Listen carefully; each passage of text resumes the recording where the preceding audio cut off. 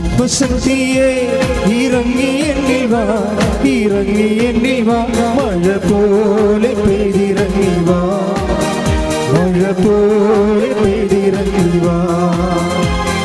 സ്വർഗീയത്തിയെ ഇറങ്ങി എന്നിൽ വാ, ഇറങ്ങി എന്നിൽ വാ, മഴ പോലെ പെയ്തിറങ്ങി വാ, മഴ പോലെ പെയ്തിറങ്ങി വാ. ആത്മനദിയായൊഴുകി എന്നിൽ ഇന്നു വാ, ആത്മശക്തിയായൊഴുകി എന്നിൽ ഇന്നു വാ, ആത്മനദിയായൊഴുകി എന്നിൽ ഇന്നു വാ, ആത്മശക്തിയായൊഴുകി എന്നിൽ ഇന്നു വാ, മഴ പോലെ പെയ്തിറങ്ങി വാ, മഴ പോലെ പെയ്തിറങ്ങി വാ. ഉറക്കെ പാടാം.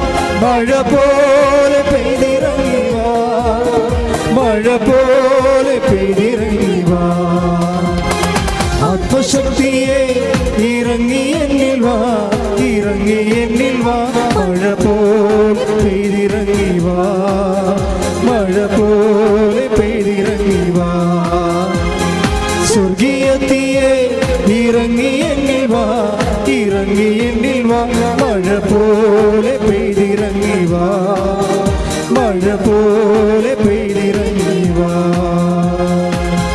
ശുദ്ധ പരമദിവ്യകാരുണ്യത്തിന് എന്നേരും ആരാധനയും സ്തുതിയും പുകഴ്ചയും ഉണ്ടായിരിക്കട്ടെ. ഇരിക്കുക.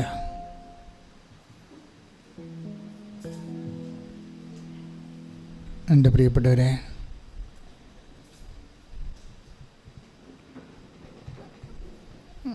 നമ്മുടെ ജപമാല റാലി കർത്താവിൻ്റെ വലിയ അനുഗ്രഹത്താൽ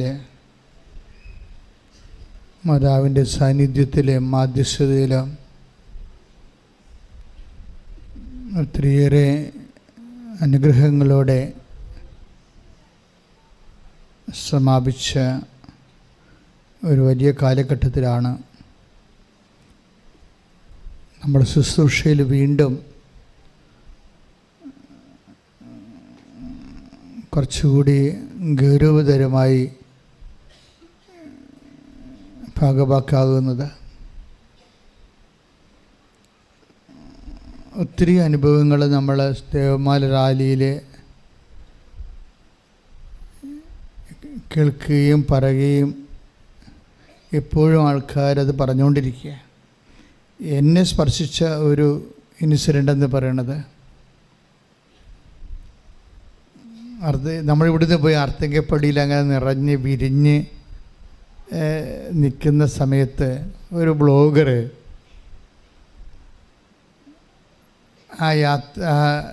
ആ മഹാസമുദ്രത്തിൻ്റെ കൂട്ടത്തിൽ നിന്ന് ഒരു ചേടത്തിയോട് മേക്ക് കാണിച്ചിങ്ങനെ ചോദിക്കോ,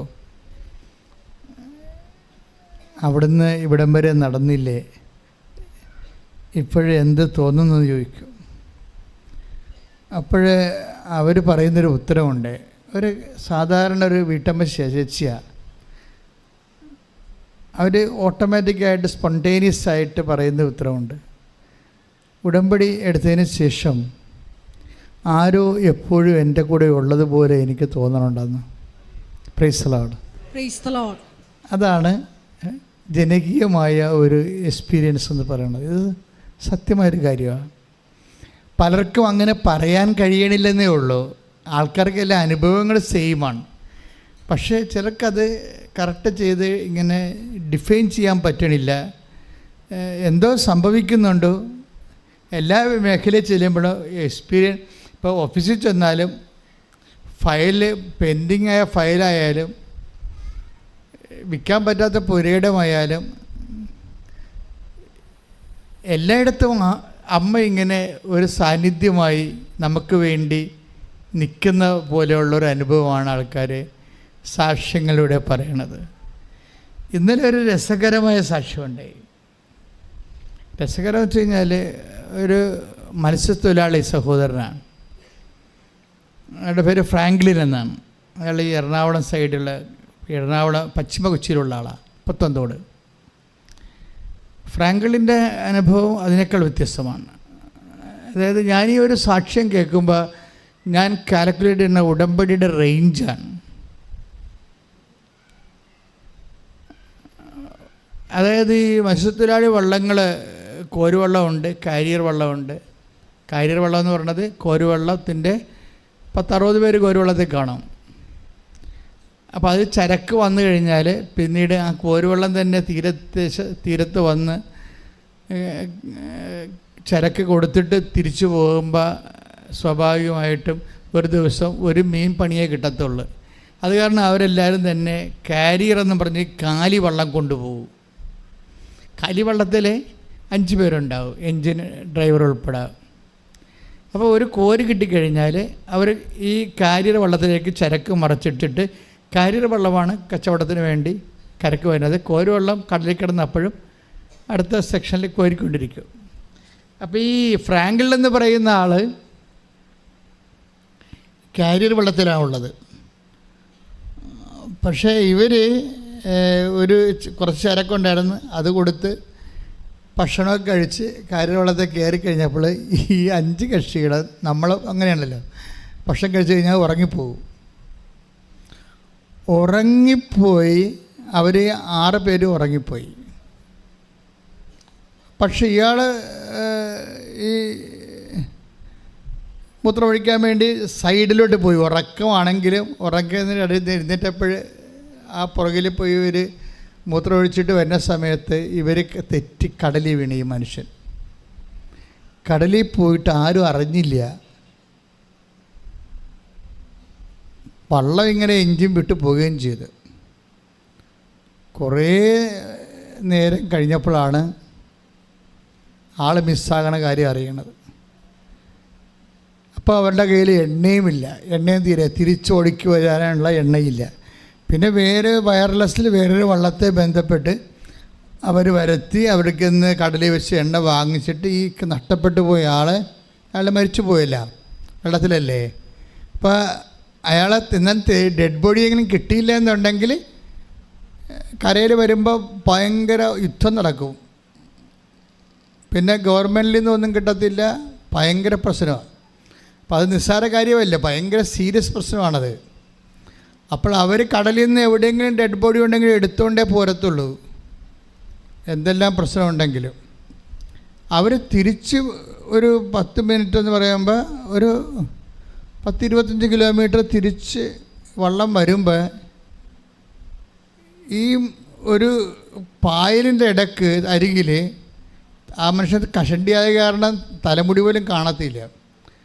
പക്ഷേ എങ്കിലും ഈ റോസ് ഷർട്ട് ഇട്ടിരിക്കണ കാരണം ആ റോസിൻ്റെ ഒരു വര കാണാം.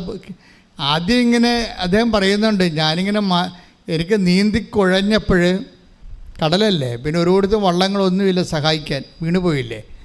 അപ്പം പരമാവധി നീന്തിയിട്ട് എങ്ങോട്ട് നീന്തിയിട്ട് എന്ത് കാര്യം, ഒരു പ്രയോജനമില്ല, കര കാണാത്ത കടലിൽ കിടക്കുകയാണ്. അവസാനം മസിൽ പിടിച്ച് നീന്തി തണുത്ത വെള്ളത്തിൽ നീന്തി കഴിയുമ്പോൾ തൊടയുടെ മസിൽ വെട്ടിക്കയറും, പിന്നെ കാലനങ്ങത്തില്ല, സ്റ്റിഫാകും. അപ്പോൾ പിന്നെ ആൾ താന്നു പോകും. അങ്ങനെ താന്നു പോകുന്ന സമയത്ത് പുള്ളിക്കാരൻ കുറച്ച് നീന്തക്ക അറിയാവുന്ന കാരണം പുള്ളി ഇങ്ങനെ മലന്ന് കിടക്കാൻ നോക്കി കടലിൽ. കുറച്ച് നേരം കിടന്നതായിട്ട് പിന്നെ ബോധം പോയി. കുറച്ച് നേരം ഇങ്ങനെ കിടന്ന് പിന്നെ ബോധം പോയി. ഇവർ 45 മിനിറ്റ് അങ്ങനെ കഴിഞ്ഞാണ് ഇവർ ആളെ കിട്ടണത്. ആളെ കിട്ടുമ്പോൾ അവർക്ക് ഒന്നും അവർ നോക്കുമ്പോൾ തലയുടെ ഈ മൂക്ക് മാത്രം മുകളിൽ ഇങ്ങനെ നിർത്തിക്കുന്നുണ്ട്, മൂക്ക് മാത്രം. എന്നിട്ട് ഫുൾ ബോഡി ഇങ്ങനെ തിരശ്ചീനമായിട്ട് നമ്മളിങ്ങനെ ലംബമായിട്ട് വെള്ളത്തിൽ അകത്ത് നിൽക്കുകയാണ്. അത് എത്ര വലിയ എക്സ്പേർട്ടായാലും സ്ഥിരീകരിക്കാൻ പറ്റത്തില്ല ഇങ്ങനെയുള്ള കാര്യങ്ങൾ. ആൾ മരവിച്ച് പോയി, ബോധവും പോയി, മരവിച്ച ആൾ നിൽക്കുകയാണ് ഇങ്ങനെ കടലിൻ്റെ ഉള്ളിൽ. ബോധവും പോയി മരവിച്ച ആൾ 45 മിനിറ്റ് 3/4 മണിക്കൂർ എന്നൊക്കെ ചിന്തിച്ചേക്കുക. ബോധം പോയി സർവാംഗം മരവിച്ച ആൾ ഇയാളെ കിട്ടിക്കഴിഞ്ഞപ്പോൾ ആശുപത്രിയിൽ കൊണ്ടുപോയിട്ട് പോലും 3-4 ആശുപത്രി മാറിയിട്ടാണ് ഇയാളൊന്ന് ബോഡി ചൂടാക്കി എടുത്ത് കുറേ വർക്ക് ചെയ്തപ്പോഴാണ് ബോധത്തിലേക്ക് വന്നത്. പക്ഷേ ബോധം പോയി മരവിച്ച ആൾ 45 മിനിറ്റ് കടലിൽ മുങ്ങി നിൽക്കുകയാണ്. മൂക്ക് മാത്രം മുകളിലുണ്ട്. അപ്പോൾ മൂക്ക് മാത്രം മുകളിൽ ഒരു മരവിച്ച ആളിന് ബോധം പോയ ആളിന് അങ്ങനെ നിൽക്കാൻ പറ്റത്തില്ല. ടെക്നിക്കായിട്ട് നിൽക്കാൻ പറ്റത്തില്ല. അപ്പോൾ ഫ്രാങ്ക്ലിൻ പറയണത്, ഞാൻ ഉടമ്പടി പുതുക്കിയ കാരണം അമ്മ എൻ്റെ മൂക്ക് മുകളിൽ കൊണ്ടുവന്ന് കടലിൽ എന്നെ താങ്ങി നിർത്തിയത് 45 മിനിറ്റുള്ള സമയം. ജൂലൈ മാസത്തിൽ എടുത്ത ഉടമ്പടിയാണ്. ഒക്ടോബർ മാസം 15-ാം തീയതി അദ്ദേഹം അത് പുതുക്കിയിട്ടുണ്ട്. ഒക്ടോബർ മാസം 15-ാം തീയതി അത് പുതുക്കിയതാണ്. അത് സാക്ഷ്യത്തിൽ പറയുന്നുണ്ട്. അങ്ങനെ എന്നെ ഞെട്ടിപ്പിച്ച കാര്യം, ഇത് സാധ്യമല്ലെന്ന് എല്ലാവർക്കും അറിയാം. ബോധം പോയാൽ പിന്നെ നമുക്ക് ഒന്നും ചെയ്യാൻ പറ്റില്ല. പിന്നെ കടൽ ചെയ്യണതെല്ലാം ബോഡി വെയിറ്റ് അനുസരിച്ച് കടലാണ് ചെയ്യേണ്ടത്, നമ്മൾ ചെയ്യേണ്ട കാര്യമില്ല. അപ്പം ചിലപ്പോൾ തലകുത്തി താഴെ പോയെന്ന് വരും. പിന്നെ 3-ാം ദിവസമേ പൊങ്ങത്തുള്ളൂ. പിന്നെ എവിടെയാണ് തലകുത്തി താഴെ പോയാൽ പിന്നെ പൊങ്ങണ എവിടെയെന്ന് അറിയത്തില്ല. കഴിഞ്ഞ ദിവസങ്ങളിൽ കാട്ടൂർ ഈ നേരെ പടിഞ്ഞാറ് വശത്ത് ഒരാളിതുപോലെ മിസ്സായി. 3 ദിവസമായിട്ട് ഒരു അനക്കവും ഇല്ല. പിന്നെ ഞാൻ ആ വീട്ടിൽ പോയി, അമ്മയോട് ഞാൻ പറഞ്ഞിട്ട് കാട്ടൂർ വീട്ടിൽ പോയിട്ട് അവരോട് അവിടെ മുറിയുന്നുണ്ട്. അവരെല്ലാവരും സങ്കടത്തിലല്ലേ, ഡെഡ് ബോഡി പോലും കിട്ടണില്ല. പിന്നെ ആ വീട്ടിൽ രാത്രി ഞാൻ അവിടെ കൂടെ നിന്ന് ജപമാല ചൊല്ലി പ്രാർത്ഥിച്ചു കഴിഞ്ഞിട്ട് ഞാൻ മാതാവിന് അവരോട് പറഞ്ഞു 72 ദിവസം 72 മണിക്കൂർ ഡേറ്റ് ഇട്ട്. ആ ഡേറ്റ് ഇട്ടണ അതാണ്, നമ്മളൊരു ഡേറ്റ് ഇട്ടാൽ അമ്മയും നമ്മളും തമ്മിൽ ഉടമ്പടി റിലേഷൻസ് ഉണ്ടെങ്കിൽ അമ്മ അത് ഹോണർ ചെയ്യും. അപ്പോൾ ഇതിനിടയ്ക്ക് നേവി വന്ന്, ഹെലികോപ്റ്റർ വന്ന്, വേറെ കപ്പൽ വന്ന്, കോസ്റ്റ് ഗാർഡ് വന്ന്, അവർക്ക് എവിടെയും ലെക്വറ്റ് ചെയ്യാൻ പറ്റില്ല. ആൾ ഡെഡ് ആയിട്ട് താഴെ കിടക്കുകയല്ലേ. അപ്പോൾ ഇത് ഒഴുകിപ്പോകുമോ, ചൊറക് തിന്നുമോ ഒന്നൊന്നും അറിയത്തില്ല. ചൊറകൊക്കെ തിന്നെങ്കിൽ നിമിഷങ്ങൾ മതിയല്ലോ. അപ്പോൾ ഞാൻ അവരോട് പറഞ്ഞ് 72 മണിക്കൂർ എന്ന് പറഞ്ഞ് ആ വീട്ടുകാരോട് പറഞ്ഞു. 72 മണിക്കൂർ ആളെ കണ്ടില്ല, നീ കൃപാസനത്തിൽ വന്നോളാൻ പറഞ്ഞു. അപ്പോൾ അമ്മയുമായിട്ട് നമുക്ക് കൊടുത്ത ഡേറ്റാണ്, സമയമാണത്. അമ്മ സമയത്തിൻ്റെ മാതാവില്ലേ. അപ്പം അമ്മ അത് ഹോണർ ചെയ്യും. അപ്പോൾ 72 മണിക്കൂർ എടുത്തില്ല. പിറ്റേ ദിവസം രാവിലെ തന്നെ ആളെ കിട്ടി. മരിച്ചുപോയി, എന്നാലും കിട്ടി. അപ്പോൾ എന്താ പ്രശ്നം വെച്ച് കഴിഞ്ഞാൽ, ഇങ്ങനെ സംഭവിക്കേണ്ടതായിരുന്നു ഫ്രാങ്ക്ലിനും. അവിടെയാണ് ഉടമ്പടിയുടെ പ്രത്യേകത. അതാണ് ഉടമ്പടി എടുക്കുമ്പോൾ അമ്മ നമ്മളെ ഹോണർ ചെയ്യും. അമ്മ നമ്മളെ ഹോണർ ചെയ്യും. എന്നിട്ട് ഈ മൂക്ക് മാത്രം മുകളിൽ കാണിച്ചുകൊണ്ട് ഈ കടലിൽ ഇങ്ങനെ താങ്ങി കയ്യെ നിർത്തുമെന്ന് പറയണമെന്ന് വെച്ചാൽ അത് കടലിൽ പോയവർക്ക് മാത്രമേ മനസ്സിലാകത്തുള്ളൂ, നടക്കാത്ത കാര്യമാണെന്ന്. മൂക്ക് മാത്രം പുറത്ത് വെള്ളത്തിന് മുകളിൽ കാണിച്ചുകൊണ്ട് ആളെ ഇങ്ങനെ തിരശ്ചീനമായിട്ട് നിർത്താൻ പറ്റത്തില്ല. അപ്പോൾ അത് ആരെങ്കിലും ഇങ്ങനെ കൈ പിടിച്ച് നിർത്താതിരിക്കാൻ പറ്റത്തില്ല. അതേ നമുക്ക് ബോധം ഉണ്ടാകണം. ബോധം ഉണ്ടെങ്കിൽ നമുക്ക് അടിച്ചിങ്ങനെ പതപ്പിച്ച് നിൽക്കാം. അത് ഒരു ടൈം കഴിഞ്ഞാൽ പിന്നെ ആ പതപ്പിലൊക്കെ തീരും, മസ്തിരി വെട്ടി കയറി പോവും. ഇതിങ്ങനെ ഈ ഡെഡ് ബോഡി നിൽക്കുന്ന സംഭവത്തിന് മൂക്ക് മുകളിൽ നിർത്തിക്കൊണ്ട് കയ്യെ താങ്ങിക്കൊണ്ട് നിൽക്കുക എന്ന് വെച്ച് കഴിഞ്ഞാൽ അതൊരു ഉടമ്പടി ബന്ധമാണത്. സംരക്ഷണം, ഞാൻ നിന്നെ സംരക്ഷിക്കും. ഉടമ്പടിയുടെ സംരക്ഷണം എവിടം വരെ ഉണ്ടെന്ന് നമുക്കൊരു പിടിയില്ല. അത്രക്ക്. അതുകൊണ്ടാണ് ഞാൻ പറഞ്ഞത്, എൻ്റെ മക്കളെ, നിങ്ങൾ ഉടമ്പടി എടുക്കുമ്പോൾ നിങ്ങളെ ഉടമ്പടിയുടെ ഒരു വിഷയം മാത്രമാണ് നിങ്ങൾ കാണുന്നത്. നിങ്ങൾ വസ്തു വിൽക്കണം എന്നുള്ള വിഷയം, വസ്തു വിറ്റില്ലല്ലോ, ആരും വന്നില്ലല്ലോ എന്ന് പറഞ്ഞുകൊണ്ട് ഇങ്ങനെ അച്ഛൻ പറഞ്ഞ പോലെ അളിഞ്ഞ മോന്തയും കയറിയിരിക്കുന്ന ആൾക്കാണ്. ഈ ഒരു ഉടമ്പടിയെ സംബന്ധിച്ചിടത്തോളം നിങ്ങളുടെ സബ്ജക്റ്റ് അതായിരിക്കാം. പക്ഷേ ഇതെന്ന് പറയുന്നത് നല്ല കവറേജുള്ള സംഭവമാണ്. ദൈവമായിട്ട് നമ്മൾ ഉടമ്പടി ചെയ്യല്ലേ, അപ്പം ജീവന് വരെ അത് കവറേജ് ആണെന്നല്ലേ അവസാനത്തെ തെളിവുകൾ, ഫ്രാങ്കിൻ്റെ സാക്ഷ്യങ്ങൾ നമ്മളെ പറഞ്ഞ് മനസ്സിലാക്കി തരണത്. അപ്പോൾ അതുകൊണ്ട് തന്നെ ഒരു കാരണവശാലും ആ റിലേഷൻസ് പോകാതിരിക്കാൻ നോക്കണം. അപ്പം നിങ്ങളുടെ ഒരു വിഷയം അത് ചിലപ്പോൾ പഠനമാകാം, പ്രാർത്ഥനയാകാം, വിവാഹമാകാം. നിങ്ങൾ ഇപ്പം കുടുംബിക്കൊണ്ടിരിക്കുന്ന ആ വിഷയത്തിന് ലാഗിങ് ഉണ്ടായാലും നിങ്ങൾ ഉടമ്പടിയിൽ അതിൻ്റെ പ്രതിഫലനം കാണിക്കരുത്. ആൾക്കാർക്ക് പറയുന്ന അബദ്ധം അതാണ്. അവർ പറയുന്ന പെർട്ടിക്കുലർ പ്രശ്നങ്ങൾക്ക് ചില സമയത്ത് ദൈവത്തിൻ്റെ സമയമായില്ലെങ്കിലും അവർ അത് നടന്നില്ലല്ലോ, കാനഡ PR ഒത്തില്ലല്ലോ, ഇനിയിപ്പോൾ എന്ത് ചെയ്യും എന്നൊക്കെ പറഞ്ഞുകൊണ്ട് ആ PR വിഷയത്തിന് മാത്രം മാതാവിനെ കണക്റ്റ് ചെയ്തുകൊണ്ട് നിങ്ങൾ ചിന്തിക്കും. എന്നിട്ട് നിങ്ങൾ അതിൻ്റെ പേരിൽ ഉടമ്പടിയിൽ ലാഗിങ് ഉണ്ടാക്കും. അത് നമ്മൾ തിരുത്തണം.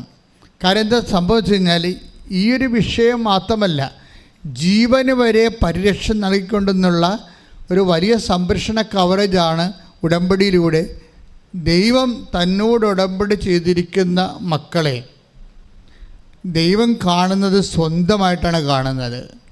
ഇപ്പം നമ്മൾ ജെറമിയ പുസ്തകമില്ലേ, ജെറമിയ 31:31 എഴുതേ ശ്രുതിക്കട്ടെ. ഹല്ലേലൂയ ഹല്ലേലൂയ ഹല്ലേലൂയ ഹല്ലേലൂയ ഹല്ലേലൂയ. ജെറമിയ 31:31 കർത്താവ് അരുളി ചെയ്യുന്നു, പറഞ്ഞ കർത്താവ് അരുളി ചെയ്യുന്ന, കർത്താവ് അരുളി ചെയ്യുന്നു, ഇസ്രായേൽ ഗോത്രത്തോടും ഇസ്രായേൽ ഗോത്രത്തോടും യൂദാ ഗോത്രത്തോടും യൂദാ ഗോത്രത്തോടും ഞാൻ ഒരു പുതിയ ഉടമ്പടി ചെയ്യുന്ന ദിവസം ഇതാ വരുന്നു.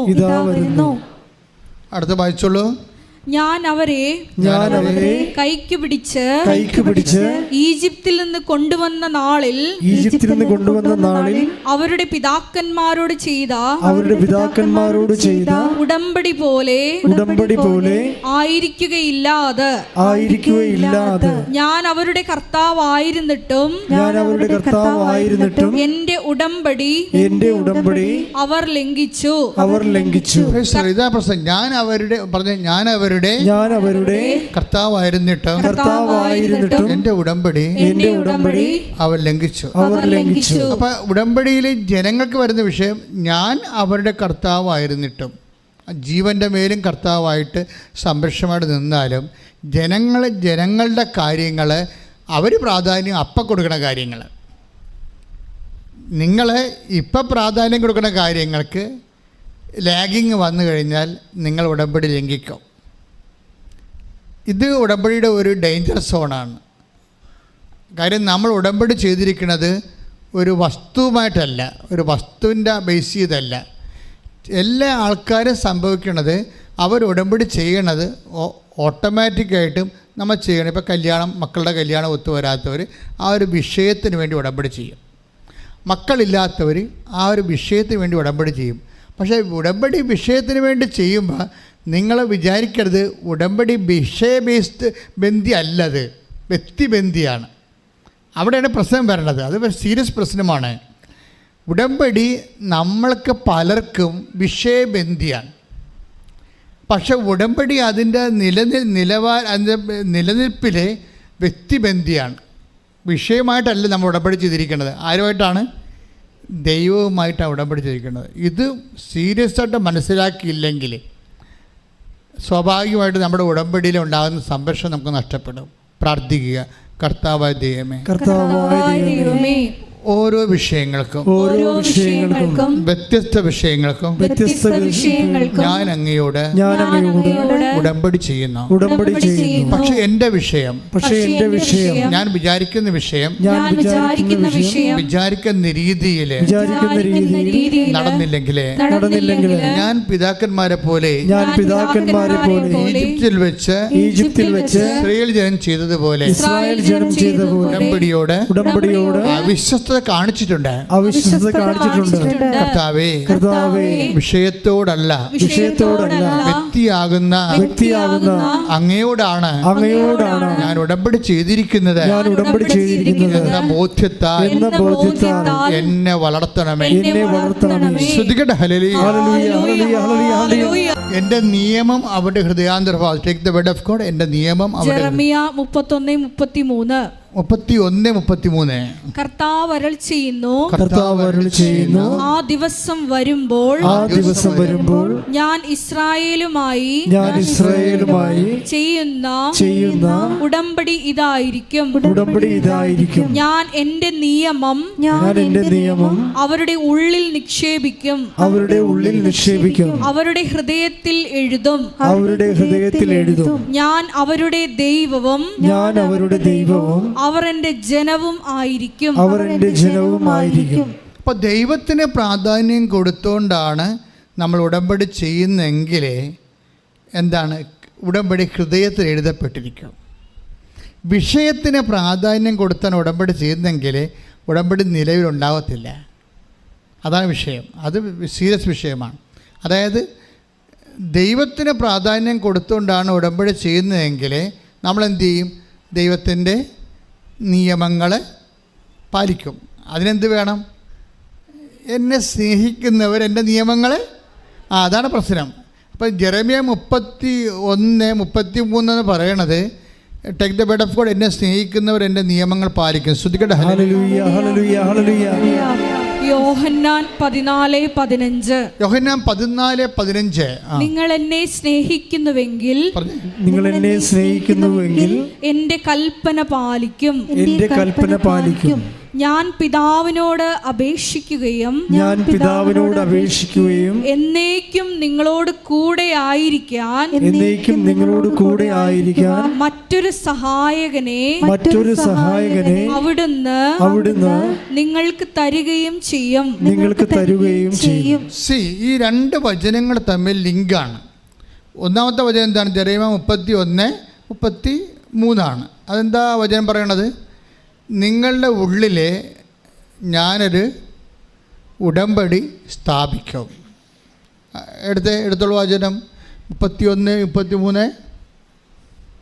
ജെറമ്യ 31:33. ഞാൻ എൻ്റെ നിയമം അവരുടെ ഉള്ളിൽ നിക്ഷേപിക്കും. ഞാൻ എൻ്റെ നിയമം അവരുടെ ഉള്ളിൽ നിക്ഷേപിക്കും. ഈ നിക്ഷേപിക്കപ്പെടുന്നത് നമുക്ക് ദൈവത്തിൻ്റെ നിയമം നമ്മുടെ ഉള്ളിൽ നിക്ഷേപിച്ചിട്ടുണ്ടോ എന്നറിയാനുള്ള മാർഗം എന്താണ്? അത് യോഹന്നാൻ 14:15. എന്താണ്? എന്നെ സ്നേഹിക്കുന്നവൻ എൻ്റെ നിയമങ്ങളെ പാലിക്കും. അപ്പം ദൈവസ്നേഹം കൊണ്ടാണ് നമ്മൾ നിയമങ്ങൾ പാലിക്കണത്. പക്ഷെ നിങ്ങൾ പലരും നിങ്ങളോടുള്ള ജോലിയോടുള്ള സ്നേഹമാണ് നിയമങ്ങളെ പാലിച്ചു പോണത്. പിടിയിടിയാ. നിങ്ങളുടെ മകൾക്ക് PR കിട്ടാൻ വേണ്ടിയാണ് നിയമങ്ങൾ പത്രമൊക്കെ എല്ലാം കൊടുക്കുന്നതും രോഗികളെ പോയി കാണുന്നത്. ഇവിടെയാണ് ഒരു പ്രശ്നം വന്നിരിക്കുന്നത്. എന്താണ് പ്രശ്നം? ഒന്നുകൂടി വായിച്ചേ. ജെറമ്യ 31:33 ഒന്നുകൂടി വായിച്ചേ. ജെറമ്യ 31:33. ഞാൻ എൻ്റെ നിയമം അവരുടെ ഉള്ളിൽ നിക്ഷേപിക്കും. ഒന്ന് പറഞ്ഞേ.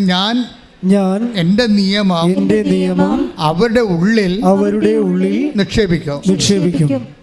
അവരുടെ ഹൃദയത്തിൽ എഴുതും. ഞാൻ അവരുടെ ദൈവവും അവർ എൻ്റെ ജനവും ആയിരിക്കും. അപ്പം നമ്മളുടെ ഹൃദയത്തിൽ ദൈവം ഉടമ്പടി എഴുതണ ഒരു സമയമുണ്ട്. അതെപ്പോഴാണ് എഴുതണത്? നമുക്ക് ദൈവസ്നേഹം തോന്നിയിട്ട് ദൈവസ്നേഹത്താൽ പ്രേരിതരായി നമ്മൾ ഓരോ കാര്യങ്ങൾ ചെയ്യാൻ തുടങ്ങും. ഇപ്പം നമ്മൾ ദൈവസ്നേഹത്താൽ പ്രേരിതരായിട്ടല്ല ചെയ്യണത്. നമ്മൾ ചെയ്യണത് വിസ, ജോലി, നമ്മുടെ ആരോഗ്യം, രോഗം മാറാൻ, ആ രോഗത്തോട് നമ്മുടെ ജോലി, നമ്മുടെ വിവാഹം, അങ്ങനെ വരുമ്പോൾ നമ്മോടുള്ള സ്നേഹത്താൽ തന്നെയാണ് നമ്മളെ ഉടമ്പടി ചെയ്തിരിക്കുന്നത്. മനസ്സിലായില്ലേ? അവിടെയാണ് ഒരു ചെറിയ മിസ്റ്റേക്ക് വന്നിരിക്കുന്നത്. നമ്മൾ ഉടമ്പടി ചെയ്യുന്നുണ്ട്, പക്ഷേ ആരോടാണ്? 14:15 അനുസരിച്ച്. ഏതിൻ്റെ 14:15? യോഹന്നാൻ 14. അപ്പോൾ യോഹന്നാൻ 14 എന്താ പറയണത്? എന്നെ സ്നേഹിക്കുന്നവൻ എൻ്റെ കൽപ്പന പാലിക്കും. അപ്പോഴേ ദൈവത്തെ സ്നേഹിക്കുന്നവൻ ഓട്ടോമാറ്റിക്കായിട്ട് ദൈവത്തിൻ്റെ വചനങ്ങൾ പാലിച്ചുകൊണ്ട് ജീവിക്കും. പക്ഷെ ദൈവത്തെ സ്നേഹിക്കുന്ന പകരം നമ്മുടെ ജോലി, നമ്മുടെ വീട്, നമ്മുടെ വീട് വിൽപ്പന, സ്ഥലം വിൽപ്പന, അങ്ങനെയുള്ള സ്ഥാവര ജംഗമ വസ്തു വിഷയങ്ങളെ അടിസ്ഥാനപ്പെടുത്തി മാത്രമാണ്, അത് നിവൃത്തിയാക്കാൻ വേണ്ടി മാത്രമാണ് നമ്മൾ മറ്റ് ഉപവിപ്രവർത്തനങ്ങൾ ചെയ്യുന്നതെങ്കിൽ നമ്മൾ സ്നേഹിക്കുന്നത് ദൈവത്തെയല്ല, നമ്മുടെ വിഷയത്തെയാണ്. അതുകൊണ്ട് തന്നെ നമ്മളെ തന്നെയാണ്. ഇവിടെയാണ് വിഷയം വന്നിരിക്കുന്നത്. പല ആൾക്കാരുടെ ഉടമ്പടി ഫയറാകാത്തതിൻ്റെ കാരണം അവർ ഇത് ടെസ്റ്റ് ചെയ്ത് കൊടുക്കണം. നമ്മൾ മൊബൈലൊക്കെ എടുക്കുമ്പോൾ പറയത്തില്ലേ, അത് മാറിക്കിടക്കണമെന്ന് പറയത്തില്ലേ, ഇതുപോലെ നമ്മുടെ ഉടമ്പടിക്ക് സംഭവിക്കും. എന്ന് വെച്ച് കഴിഞ്ഞാൽ നമ്മളെ തന്നെ സ്നേഹിച്ച് നമ്മുടെ വിഷയം മാത്രം നമ്മൾ ഫോക്കസ് ചെയ്തുകൊണ്ട് നമുക്ക് കാരുണ്യ പ്രവൃത്തികളെല്ലാം ചെയ്തുകൊണ്ടിരിക്കും. അങ്ങനെ കാരുണ്യ പ്രവൃത്തികൾ ദൈവസ്നേഹം ഇല്ലാതെ ചെയ്താൽ അതിൻ്റെ അർത്ഥം അത് സാങ്കേതികമായിട്ട് ചെയ്യണതാണ്. ദൈവസ്നേഹമില്ലാതെ കാരുണ്യ പ്രവൃത്തികൾ ചെയ്താൽ സാങ്കേതികമായിട്ട് ചെയ്യണതാണ്. ദൈവസ്നേഹത്തോട് കൂടി മാത്രമേ കാരുണ്യ പ്രവൃത്തികൾ നമുക്ക് ചെയ്യാൻ പറ്റത്തുള്ളൂ. അതിനെന്ത് ചെയ്യണം? മാംസളമായ ഹൃദയമെന്ന് പറയും. എസെക്കിയേൽ 36:26 എടുത്തേ. എസെക്കിയേൽ 36:26 ആ, ഒരു പുതിയ ഹൃദയം നിങ്ങൾക്ക് ഞാൻ നൽകും. Price the Lord. ഇതാണ് സാധനം. അതായത് ഒന്ന് പറഞ്ഞേ, ഒരു ഒരു പുതിയ ഹൃദയം ആ നിങ്ങൾക്ക് ഞാൻ നൽകും. നിങ്ങൾക്ക് ഞാൻ തരും. ഒരു പുതു ചൈതന്യം നിങ്ങളിൽ ഞാൻ നിക്ഷേപിക്കും. നിങ്ങളുടെ ശരീരത്തിൽ നിന്ന് ശിലാഹൃദയം എടുത്തു മാറ്റി മാംസള ഹൃദയം നൽകും. ഈ ദൈവസ്നേഹത്താൽ നിറഞ്ഞ ഹൃദയത്തിനാണ് മാംസളമായ ഹൃദയം എന്ന് ബൈബിൾ പറയുന്നത്. ദൈവസ്നേഹം ഇല്ലാതെ വസ്തുസ്നേഹം ഉണ്ടെങ്കിൽ ശിലാഹൃദയമായിട്ട് ഇരിക്കും, കല്ല് പോലെ ഇരിക്കും. നിങ്ങൾക്ക് നിങ്ങളുടെ വിഷയത്തെ മാത്രമേ താല്പര്യമുള്ളൂ, ദൈവസ്നേഹമില്ല എങ്കിൽ സ്വാഭാവികമായിട്ട് നിങ്ങളുടെ ഹൃദയം കല്ല് പോലെ ഇരിക്കും, മാംസളമായ ഹൃദയമല്ല, ദൈവസ്നേഹമില്ല. ഇത് നമ്മൾ വിഭജിച്ച് മനസ്സിലാക്കാതെ ഉടമ്പടി പുരോഗമിക്കത്തില്ല. എന്തുകൊണ്ടാണ് ചില ആൾക്കാർ ഇപ്പോൾ കഴിഞ്ഞ ദിവസം ചേച്ചി ഇത് ഞാൻ 4ാമത്തെ സാക്ഷ്യമാണ് ഇവിടെ കയറി പറയണമെന്നൊക്കെ പറഞ്ഞില്ലേ, 4ാമത്തെ സാക്ഷ്യം. അപ്പം ഒരു 4ാം സാക്ഷ്യ ഉടമ്പടിയുടെ 4ാം സാക്ഷ്യത്തിൻ്റെ തലമുറയിൽ എത്തിയിരിക്കണവർ, ഉടമ്പടി 4ാം സാക്ഷ്യത്തെ തലമുറ എത്തിയിട്ടുണ്ടെങ്കിലും കൊച്ചച്ഛൻ ക്ലിൻ്റൺ കഴിഞ്ഞ ദിവസങ്ങളിൽ ഒരു ചേട്ടത്തിനെ കണ്ട് സംസാരിച്ചു. അവരുടെ കയ്യിലിരിക്കുന്ന സിൽവർ ഗ്രേയാണ്, ഉടമ്പടി സിൽവർ ഗ്രേ. അപ്പം അച്ഛൻ ഭയങ്കര ആദരവോടെയാണ് അവരോട് സംസാരിച്ചത്. പക്ഷേ എന്നിട്ട് എൻ്റെ ഭക്ഷണം കഴിക്കാൻ നേരത്തെ എന്നോട് പറഞ്ഞ് ആ സിൽവർ ഗ്രേയുടെ ഒരു ഗുണമൊന്നും അവരെ സംസാരിച്ചിട്ട് അവരുടെ കയ്യിലില്ലെന്ന്. ഞാനത് നോട്ട് ചെയ്ത്, മനസ്സിലായില്ലേ? എന്ന് വെച്ചാൽ ഇവർ സിൽവർ ഗ്രേ ആണ് ആൾ, ഉടമ്പടി ദാറ്റ് മീൻസ് വൈറ്റ് കഴിഞ്ഞിട്ട് വരണതാണ്. പക്ഷേ അത്രയും ദൈവസ്നേഹത്തിൽ ഇവർ വളർന്നിട്ടില്ല. ഇപ്പോഴും ഇതുപോലെ ഓരോ ഈ അവരുടെ കുടുംബത്തിൻ്റെ പ്രശ്നങ്ങളും പറഞ്ഞ് അവലാതിയും പറഞ്ഞ് സിൽവർ ഗ്രേയും തലയെ വെച്ചുകൊണ്ട് ഇത് കരഞ്ഞുകൊണ്ട് നടക്കുകയാണ്. അതാണ് വിഷയം. കാര്യം ഇന്ന് വരെ അവരുടെ ഉള്ളിൽ ദൈവം ഒരു ശിലാഹൃദയം എടുത്ത് മാറ്റിയിട്ട് സാങ്കേതിക വിഷയത്തിൽ ദൈവത്തിന് ഇടപെടുന്ന ആ ഒരു ഹൃദയമാണ് ശിലാഹൃദയം. മറിച്ച് ദൈവസ്നേഹത്തിന് പ്രാധാന്യം കൊടുത്തുകൊണ്ട് ഒരു ജീവിതക്രമം രൂപപ്പെട്ട് വന്നിട്ടില്ല. അത് എന്താ പ്രശ്നം വെച്ചാൽ അത് വരണമെങ്കിൽ ഇവിടെ എല്ലായിടത്തും വരണ ഒരു പ്രശ്നമുണ്ട്. ചൈതന്യം എന്ന് ബൈബിൾ പറയും. അതെൻ്റെ ഒരു കുറവുണ്ട്. ഇപ്പം നിങ്ങൾ എന്നെ ഇപ്പം എന്താ ഇത് വായിച്ചത്? എസെക്കിയേൽ 36:27 36:27 എന്താ വായിച്ചത്? എൻ്റെ ആത്മാവിനെ ഞാൻ നിങ്ങളിൽ നിവേശിപ്പിക്കും. അപ്പം പുതിയ ഹൃദയം നിങ്ങൾക്ക് ഞാൻ തരുമെന്ന് പറഞ്ഞിട്ട് ഈ പുതിയ ഹൃദയം ഒരു ഇൻഫ്രാസ്ട്രക്ചറാണ്. ആ പുതിയ ഹൃദയത്തിന് പുതിയ ചൈതന്യമാണ് ദൈവം കൊടുക്കുന്നത്. മനസ്സിലായില്ലേ? എന്ന് വെച്ച് കഴിഞ്ഞാൽ നമ്മളുടെ ഈ പരിശുദ്ധാത്മാവിൻ്റെ പ്രവർത്തനം തന്നെ അതിൻ്റെ ഇപ്പം വലിയ മത്സ്യങ്ങളാണെങ്കിൽ അക്വേറിയം നമ്മൾ വലുതാക്കും. ഗപ്പിയ വലയൊക്കെ ആണെങ്കിൽ കുഞ്ഞ് അക്വേറിയം വെച്ചാൽ മതി, ഇല്ലേ? പരിശുദ്ധാത്മാവിൻ്റെ വീര്യശക്തി കൂടുന്നതനുസരിച്ച് കൊണ്ട് നമ്മളുടെ കാരുണ്യ പ്രവർത്തികളുടെ നിലവാരങ്ങൾ വിസ്തരിക്കേണ്ടി വരും. ഇതൊരു മാത്തമാറ്റിക്സാണ്, സ്പിരിച്വൽ മാത്തമാറ്റിക്സാണ്. പരിശുദ്ധാത്മാവിനെ സംബന്ധിച്ചിടത്തോളം പ്രശ്നം ഇത് ഒന്നെങ്കിൽ ശക്തി പ്രാപിക്കും അല്ലെങ്കിൽ നിർവീര്യമായിപ്പെടും. ബൈബിൾ ഉപയോഗിക്കുന്ന വാക്ക് പരിശുദ്ധാത്മാവിനെ നിർവീര്യമാക്കരുത് എന്നൊക്കെ പറയുന്നില്ലേ? 1 തെസ്സലോനിക്കൻസ് 5:19 1 തെസ്സലോനിക്ക 5:19 ആത്മാവിനെ നിങ്ങൾ നിർവീര്യമാക്കരുത്. ഒന്ന് പറഞ്ഞേ, ആത്മാവിനെ നിങ്ങൾ നിർവീര്യമാക്കരുത്. ഒന്നുകൂടി പറഞ്ഞേ, ആത്മാവിനെ നിങ്ങൾ നിർവീര്യമാക്കരുത്. പ്രവചനങ്ങളെ നിന്ദിക്കരുത്. എന്താ പ്രശ്നം വെച്ച് കഴിഞ്ഞാൽ ദൈവം നമുക്ക് നൽകുന്ന ശാസനകളിൽ ഒന്നാണ് ആത്മാവിനെ എന്ന് വെച്ച് കഴിഞ്ഞാൽ നിങ്ങളിൽ വസിക്കുന്ന ആത്മാവിനെയാണ്. നമ്മളിൽ വസിക്കുന്ന ആത്മാവിനെ എന്താ പറഞ്ഞിരിക്കണത്? 1 തെസ്സലോനിക്കർ 5:19 എന്താ പറയണത്? നിർവീര്യമാക്കരുത്. അപ്പോൾ ഓട്ടോമാറ്റിക്കായിട്ട് പറഞ്ഞാൽ പിന്നെ അതിൻ്റെ അർത്ഥം എന്താണ്? നിർവീര്യമാക്കരുത് എന്ന് പറഞ്ഞു കഴിഞ്ഞാൽ വീര്യപ്പെടുത്തണമെന്നതിൻ്റെ അർത്ഥം. ഉറപ്പല്ലേ? അത് ഷാഡോ വേർഡല്ലേ? അതായത് ആത്മാവിനെ നിർവീര്യമാക്കരുത് എന്ന് പറഞ്ഞാൽ നിങ്ങളുടെ ആത്മാവിനെ നിർവീര്യമാക്കരുത് എന്ന് പറഞ്ഞാൽ അതിൻ്റെ അർത്ഥം ആത്മാവിനെ നിങ്ങൾ വീര്യപ്പെടുത്തണം, ശക്തിപ്പെടുത്തണം. ആത്മാവിനെ ശക്തിപ്പെടുത്തണമെങ്കിൽ എന്ത് ചെയ്യും? അവിടെയാണ് വിഷയം. ഈ ഉടമ്പടിയിൽ വരുന്ന വിഷയം, ആത്മാവിനെ ശക്തിപ്പെടുത്താൻ നമുക്ക് കഴിഞ്ഞില്ലെങ്കിൽ, ആത്മാവിനെ ശക്തിപ്പെടുത്തണം എങ്ങനെയാണ്? ആത്മാവിൻ്റെ ഫലങ്ങൾ അനുസരിച്ചുള്ള പ്രവർത്തനങ്ങളിലൂടെയാണ്. ആത്മാവിൻ്റെ ഫലങ്ങൾ എന്താണ്? 5:22 ശ്രദ്ധിക്കട്ടെ. ഹല്ലേലൂയ, ഹല്ലേലൂയ, ഹല്ലേലൂയ, ഹല്ലേലൂയ. യേശുവേ നന്ദി. ഹല്ലേലൂയ. ഗലാത്യ 5:22.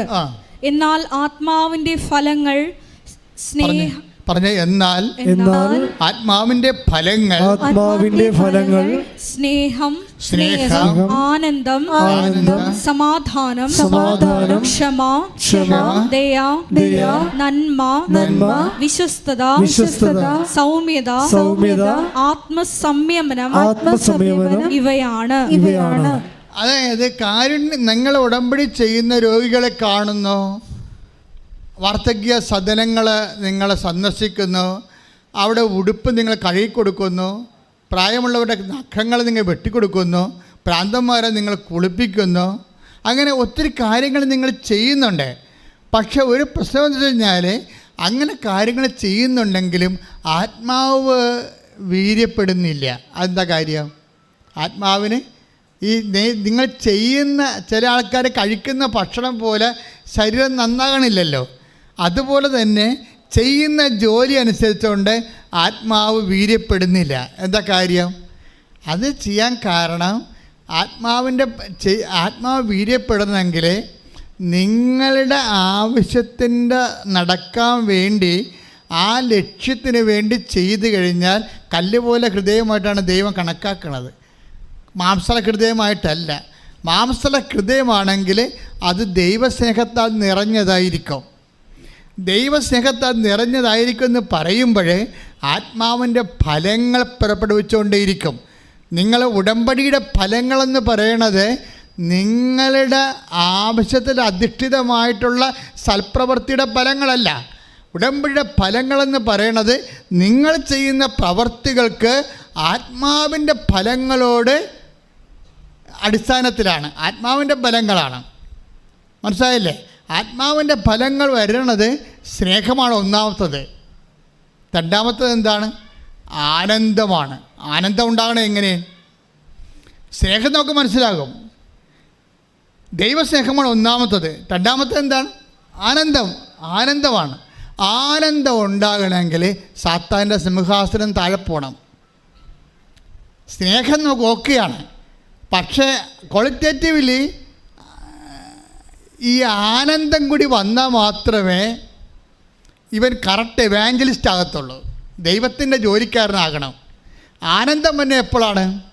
ആനന്ദം ഈശോ വരുന്നത് 10:21 എടുത്ത് ലുക്കാന്റെ സുവിശേഷം ശ്രദ്ധിക്കട്ടെ. ഹല്ലേലൂയ, 10:21. ആ സമയം തന്നെ പരിശുദ്ധാത്മാവിൽ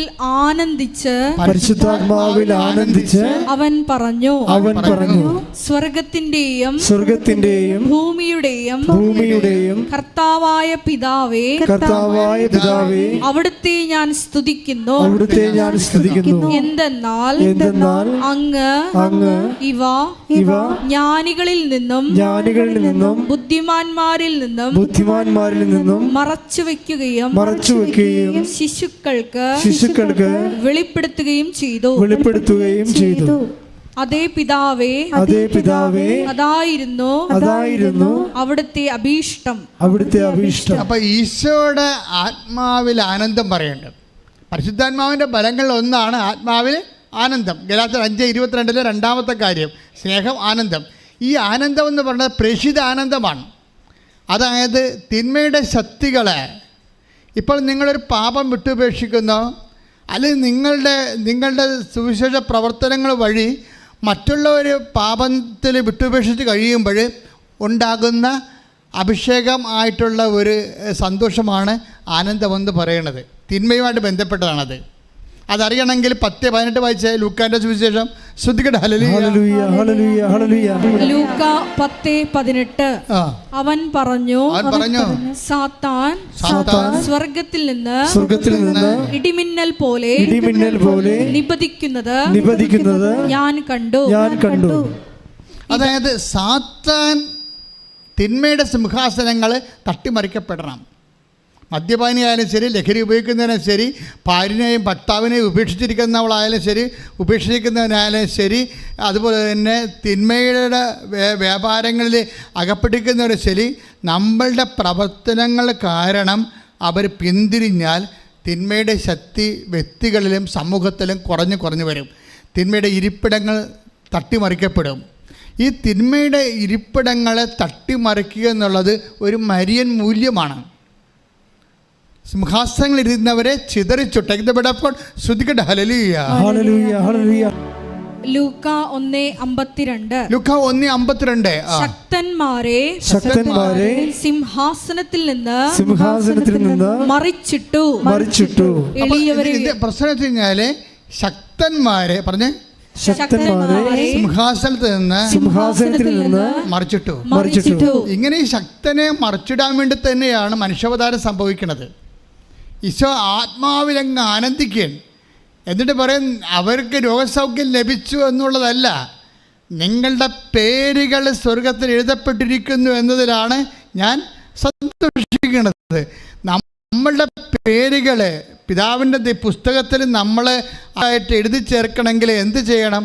ഈ രക്ഷാകരമ നടപടിക്രമങ്ങളിൽ നമ്മൾ ഇൻവോൾവ് ചെയ്യണം. രോഗികളെ ശുശ്രൂഷിച്ചുകൊണ്ട് മാത്രം നമ്മുടെ പേരുകൾ എഴുതപ്പെടുന്നില്ല. എന്താ ചെയ്യണത്? തിന്മയുടെ ശക്തികൾ. ഇപ്പം നിൻ്റെ ആങ്ങളെയാണ് മദ്യപാനി, അല്ലെങ്കിൽ നിനക്കറിയാം നിൻ്റെ നാത്തുവിനെ നിൻ്റെ ആങ്ങള വേറൊരു സ്ത്രീയുമായിട്ട് രഹസ്യത്തിൽ ബന്ധമുണ്ട്. അത് തിന്മയുടെ ശക്തിയാണ്. സാത്താനോട് സിംഹാസനത്തിൽ ഇരിക്കുകയാണ്. ശരിക്കും പറഞ്ഞാൽ ഒരു കുടുംബത്തെ നശിപ്പിക്കാൻ വേണ്ടി നീ ആടെ കൂടെ നിൽക്കും? നിൻ്റെ ആങ്ങളുടെ കൂടെ നിൽക്കുമോ നാത്തുവിൻ്റെ കൂടെ നിൽക്കുക? നീ സത്യമായിട്ട് നിൽക്കണമെന്ന് ആങ്ങളുടെ കൂടെ ആയിരിക്കും. കാര്യം എന്താണ്?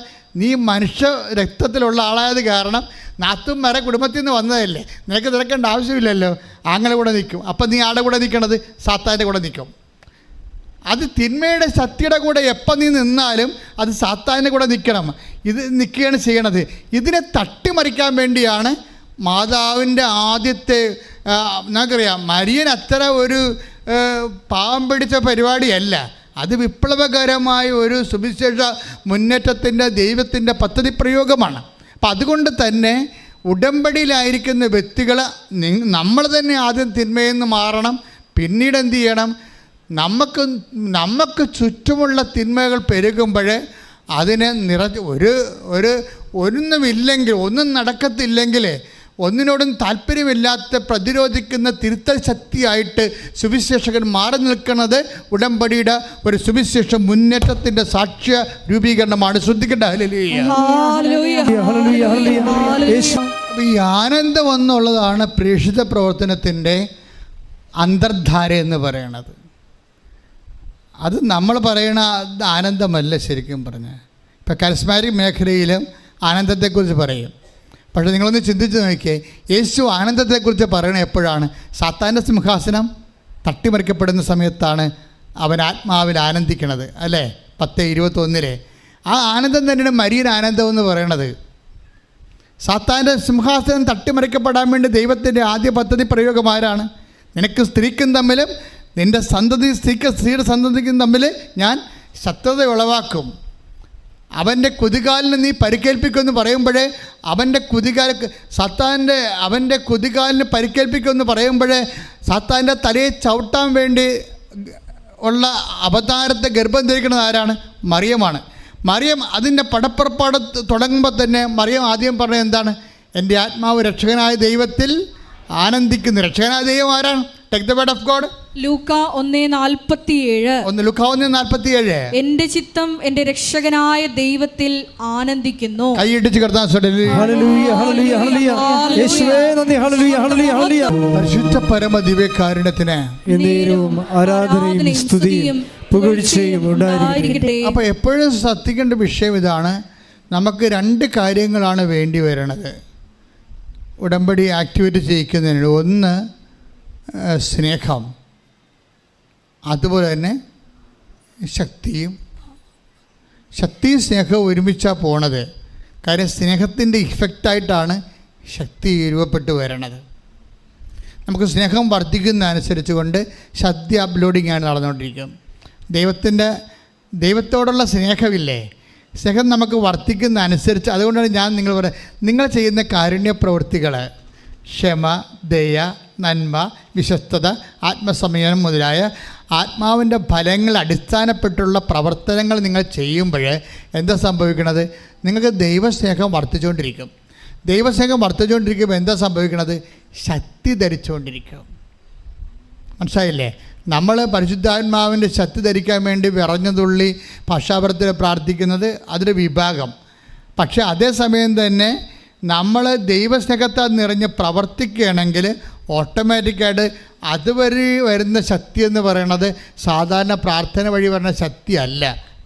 അത് സിംഗിൾ ഫേസും 3 ഫേസും തമ്മിലുള്ള വ്യത്യാസമുണ്ട്. പ്രാർത്ഥിക്കുമ്പോൾ ശക്തി കിട്ടത്തില്ലെന്ന് ഞാൻ പറയത്തില്ല, ബൈബിളിൽ അത് അധിഷ്ഠിതമാണത്. പക്ഷേ അത് സിംഗിൾ ഫേസാണ്. നമ്മുടെ ഡ്യൂട്ടി ഹെവി ഡ്യൂട്ടി ആണെങ്കിൽ നമുക്ക് 3 ഫേസ് പവർ വേണം. അതിനെന്താ ചെയ്യണത്? നമ്മൾ ചെയ്യുന്ന പ്രവർത്തനങ്ങളിലെല്ലാം ആത്മാവിൻ്റെ ഫലങ്ങളുണ്ടോ എന്ന് വിവേചിക്കണം. പ്രവർത്തിച്ചിട്ട് കാര്യമില്ല. ജോസഫച്ചൻ പറഞ്ഞ് രോഗികളെ കാണാൻ പറഞ്ഞു, ഞങ്ങൾ പറഞ്ഞ് കൃപാസനത്തിന് പറഞ്ഞ് പത്രം കൊണ്ട് കൊടുക്കാൻ പറഞ്ഞു, അങ്ങനെ അച്ഛൻ പറഞ്ഞ് കൊച്ചിയിൽ പോകാം, ഞാൻ കൊച്ചിയിൽ പോയതെന്ന് പറഞ്ഞത് വല്ല കാര്യമുണ്ടോ? ഇതാണ് സംഭവിക്കുന്നത്. അതായത് നമ്മൾ ചെയ്യുന്ന പ്രവൃത്തികളിൽ കണ്ടൻറ്റ് വൈസ് പരിശുദ്ധാത്മാവിൻ്റെ ഫലങ്ങളുണ്ടോ എന്ന് വിവേചിക്കണം. പരിശുദ്ധാത്മാവിൻ്റെ ഫലങ്ങളാകുന്ന സ്നേഹം, ക്ഷമ, ദയ, നന്മ, വിശ്വസ്തത, ആത്മസംയമനമാണോ എന്നെ ഉടമ്പടി പ്രവർത്തനങ്ങൾക്ക് പ്രേരിപ്പിക്കുന്നത് എങ്കിൽ, അങ്ങനെ പ്രേരിപ്പിക്കുന്നുണ്ടെങ്കിൽ നീ ദൈവസ്നേഹത്തിലാണ്, മാംസളമായ ഹൃദയത്തിലാണ്. നിൻ്റെ കർത്താവിൻ്റെ ഉടമ്പടി എസെക്കിയേൽ അനുസരിച്ചും ജെറമിയ അനുസരിച്ചും നിന്റെ ഹൃദയാന്തര ഭാഗത്ത് എഴുതിയിരിക്കുകയാണ്. നീ തന്നെ ദൈവത്തിൻ്റെ ഉടമ്പടിയുടെ ആളായ്മയായി മാറിയിരിക്കുന്നു. സ്തുതിക്കട്ടെ. വിശുദ്ധ പരമദിവ്യകാരുണ്യത്തിന് ആരാധനയും സ്തുതിയും പുകഴ്ചയും ഉണ്ടായിരിക്കട്ടെ. ദൈവം നമ്മളെ ജെറമിയയിൽ എഴുതിയിരിക്കുന്ന പോലെ 31-33 എഴുതിയിരിക്കുന്ന പോലെ ദൈവം ഉടമ്പടി നമ്മുടെ ഹൃദയത്തിൽ എഴുതിയിട്ടുണ്ടോ ഇല്ലയോ എന്ന് എങ്ങനെ അറിയാൻ പറ്റും? പെട്ടെന്നറിയാൻ പറ്റും. നമ്മൾ ഉടമ്പടി ഇവിടെ എടുത്തതേ ഉള്ളൂ, അതോ ദൈവം യഥാർത്ഥത്തിൽ ഉടമ്പടി എൻ്റെ ഹൃദയത്തിൽ എഴുതിയിട്ടുണ്ടോ? ചെറിയ 31 പോലെ എഴുതിയിട്ടുണ്ടോ ഇല്ലേ എന്നറിയാൻ എങ്ങനെ പറ്റും? അതായത് നമ്മൾക്ക് ഉള്ളിലെ സന്തോഷം തോന്നാം, ആനന്ദത്തിന് അങ്ങനെ ഒരു അർത്ഥമുണ്ട്. ഉള്ളിലെ കർത്താവിന് വേണ്ടി വേറെ ചെയ്യുമ്പോൾ സംതൃപ്തി തോന്നും. കർത്താവിന് വേണ്ടി ജോലി ഇപ്പോൾ കഴിഞ്ഞ ദിവസം ഒരു ചേച്ചി പറഞ്ഞില്ലേ, അവർ വയനാടുകാരത്തിയാണ്. അവർ ഉടമ്പടി ചെയ്തപ്പോൾ അവരുടെ മനസ്സിൽ തോന്നിയത് എല്ലാ സ്ഥലങ്ങളിലും അത്ര വലിയ വരുമാനമുള്ള കക്ഷിയൊന്നുമല്ല, ഉള്ള ഭർത്താവിനോട് പറഞ്ഞവർ, ഞാൻ കേരളത്തിൽ എല്ലാ ജില്ലകളിലും പോയി പത്രം കൊടുക്കാൻ പോവുകയാണെന്ന് പറയും. അപ്പോൾ അവർക്ക് നമുക്ക് പലർക്കും നമ്മുടെ അയൽവാസികൾക്ക് തന്നെ കൊടുക്കാൻ പറ്റില്ലേ, വാദപ്പനെയും പിടിച്ചകത്തിരിക്കുകയാണ്. എങ്ങനെ കൊടുക്കും, ആര് കൊടുക്കും, എപ്പോൾ കൊടുക്കും, ആ മേടിക്കുക, അവരെന്ത് പറയും, ഇങ്ങനെ കുറേ അലവലാദികൾ ഉടമ്പടി എടുത്തിട്ടുണ്ട്. എൻ്റെ അമ്മേ, കൃപാസനത്തിന് ശാപത്തിന് വേണ്ടി കുറേ എണ്ണം എടുത്തിട്ടുണ്ട് ഉടമ്പടി. ഇങ്ങനെ വീട്ടിലിരിക്കേണ്ടേ, ഇങ്ങനെ വിറത്തുള്ളി ആരെടുക്കും വല്ലതും പറയാമല്ലോ, നമ്മളോട് കൊടുത്താൽ അവർ മേടിക്കുക. ഇങ്ങനെ സാക്ഷ്യമുടക്കാൻ ഈ ആൾക്കാർ വന്നിട്ട് അവസാനം അതായത് അവർക്ക് സന്തോഷമില്ല. അവർക്കിത് എങ്ങനെയെങ്കിലും ഒന്ന് ഒപ്പിച്ച് ദൈവത്തിൻ്റെ കണ്ണിൽ പൊടിയിട്ട് നമ്മുടെ കാര്യം സാധിക്കാൻ പറ്റുമെന്ന് നോക്കിയാൽ മതി. പരീക്ഷണത്തിന് വേണ്ടി ചൂണ്ടയോടെ തിളങ്ങിയിരിക്കുകയാണ് പിശാച്. നിങ്ങൾ ദൈവത്തെ പരീക്ഷിക്കരുത്. നിങ്ങളുടെ ആവശ്യത്തിന് വേണ്ടി നിങ്ങളിങ്ങനെ ഓരോ കാര്യങ്ങൾ കാട്ടിക്കൂട്ടി നോക്കുമ്പോൾ ദൈവം കൊണ്ടുവന്ന് നിങ്ങളുടെ അണ്ണാക്കിൽ ഉച്ചരായിരിക്കണം. That is wrong. എൻ്റെ ദൈവവേദന നിന്നോട് പറഞ്ഞിരിക്കുന്നത് ദൈവസ്നേഹം നിറയാൻ പറഞ്ഞിരിക്കുകയാണ്. അല്ല നിനക്ക് കിട്ടുന്ന ഭൗതിക ആനുകൂല്യങ്ങൾ വെച്ചുകൊണ്ട് നീ ഒരു മുഴക്കോല് എടുത്തുകൊണ്ട് ദൈവത്തെ അളക്കാൻ വന്നാലേ, കർത്താവ് എന്താ പറഞ്ഞത്? നിങ്ങൾ അളക്കുന്ന അളവ് പോലെ കൊണ്ട് തന്നെ നിങ്ങൾക്കും അളന്ന് കിട്ടുമെന്ന്. എന്തിനാണ് ദൈവത്തെ കൊണ്ട് അളപ്പിക്കണത്? നിങ്ങൾ താങ്ങുമോ? അപ്പോൾ ചെയ്യേണ്ടതെന്ന് വെച്ച് കഴിഞ്ഞാൽ നമ്മുടെ മുമ്പിൽ ഒരു ഓപ്ഷനേ ഉള്ളൂ. മര്യാദയ്ക്ക് ദൈവസ്നേഹം നിറക്കാൻ നോക്കുക, പ്രാർത്ഥിക്കുക. കർത്താവേ കർത്താവേ എന്ത് ചെയ്താലും എന്ത് ചെയ്താലും ഉടമ്പടി പ്രകാരം എന്ത് ചെയ്താലും ഉടമ്പടി പ്രകാരം എന്ത് ചെയ്താലും കടുത്ത ദൈവസ്നേഹത്തോടെ കടുത്ത ദൈവസ്നേഹത്തോടെ ചെയ്യുവാൻ എനിക്ക് അഭിഷേകം നൽകണം. എനിക്ക് അഭിഷേകം നൽകണമേ. എസെക്കിയേൽ പറയുന്നത് പോലെ പുതു ചൈതന്യം നൽകണമേ. പുതു ചൈതന്യം നൽകണമേ. ശ്രദ്ധിക്കട്ടെ. ഹല്ലേലൂയ ഹല്ലേലൂയ ഹല്ലേലൂയ ഹല്ലേലൂയ. വിശുദ്ധ പരമദിവ്യകാരുണ്യത്തിന് എന്നേരവും ആരാധനയും സ്തുതിയും പുകഴ്ചയും ഉണ്ടായിരിക്കട്ടെ. കർത്താവിൻ്റെ ഉടമ്പടി വാഗ്ദാനങ്ങളിൽ ഒന്നാണ് പുതു ചൈതന്യം, പുതിയ ചൈതന്യം, പുതിയ സന്തോഷം, പുതിയ സംതൃപ്തി. പല അർത്ഥങ്ങളുണ്ടായിരുന്നു. അതായത് നിങ്ങളിപ്പോൾ തന്നെ ആ ചേച്ചി പറഞ്ഞില്ലേ, ഞാൻ കേരളത്തിലെ 14 ജില്ലകളിലും പോയി ലൈൻ ബസ്സിനാണേ. ആലപ്പുഴ വന്നിട്ട് കൊല്ലത്തേക്ക് പോകും. കൊല്ലത്ത് അവിടെ പത്രം കൊടുത്തിട്ട് പ്രേക്ഷിത പ്രവർത്തനം ചെയ്ത് കൃപാസന അമ്മയെക്കുറിച്ചൊക്കെ പറഞ്ഞിട്ട് തിരുവനന്തപുരത്തേക്ക് പോകും.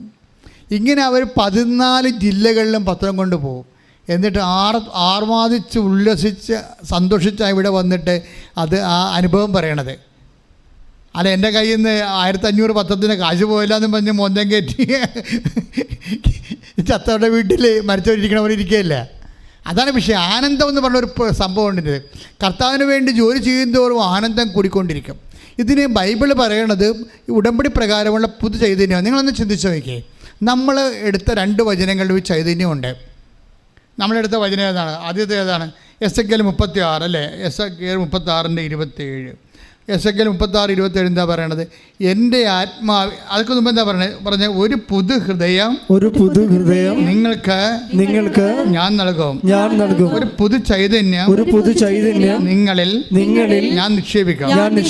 നിങ്ങളുടെ ശരീരത്തിൽ നിന്ന് ശിലാഹൃദയം എടുത്തു മാറ്റി പകരം മാംസഹൃദയം നൽകും. എൻ്റെ ആത്മാവിനെ ഞാൻ നിങ്ങളിൽ നിവേശിപ്പിക്കും. നിങ്ങൾ എൻ്റെ കൽപ്പന കാക്കുന്നവരും നിയമങ്ങൾ പാലിക്കുന്നതിലും ശ്രദ്ധയുള്ളവരായിരിക്കും. ഉടമ്പടിയുടെ കൂടെ ഈ പുതു ചൈതന്യം വരുന്നുണ്ട്. ഒരു ഉടമ്പടി എടുത്ത് സത്യസന്ധ വ്യക്തിയാണ് ഉടമ്പടി എടുത്തിരിക്കണമെങ്കിൽ ഈ പുതു ചൈതന്യം, സന്തോഷത്തിൻ്റെ, കർത്താവിന് വേണ്ടി ജോലി ചെയ്യുമ്പോൾ ഉണ്ടാകുന്ന സന്തോഷത്തിൻ്റെ, കർത്താവിന് വേണ്ടി ആതുര സേവനം ചെയ്യുമ്പോൾ ഉണ്ടാകുന്ന സന്തോഷത്തിൻ്റെ, കർത്താവിന് വേണ്ടി പ്രേക്ഷിത പ്രവർത്തനം ചെയ്യുമ്പോൾ ഉണ്ടാകുന്ന സന്തോഷത്തിൻ്റെ പുതു ചൈതന്യം വരും.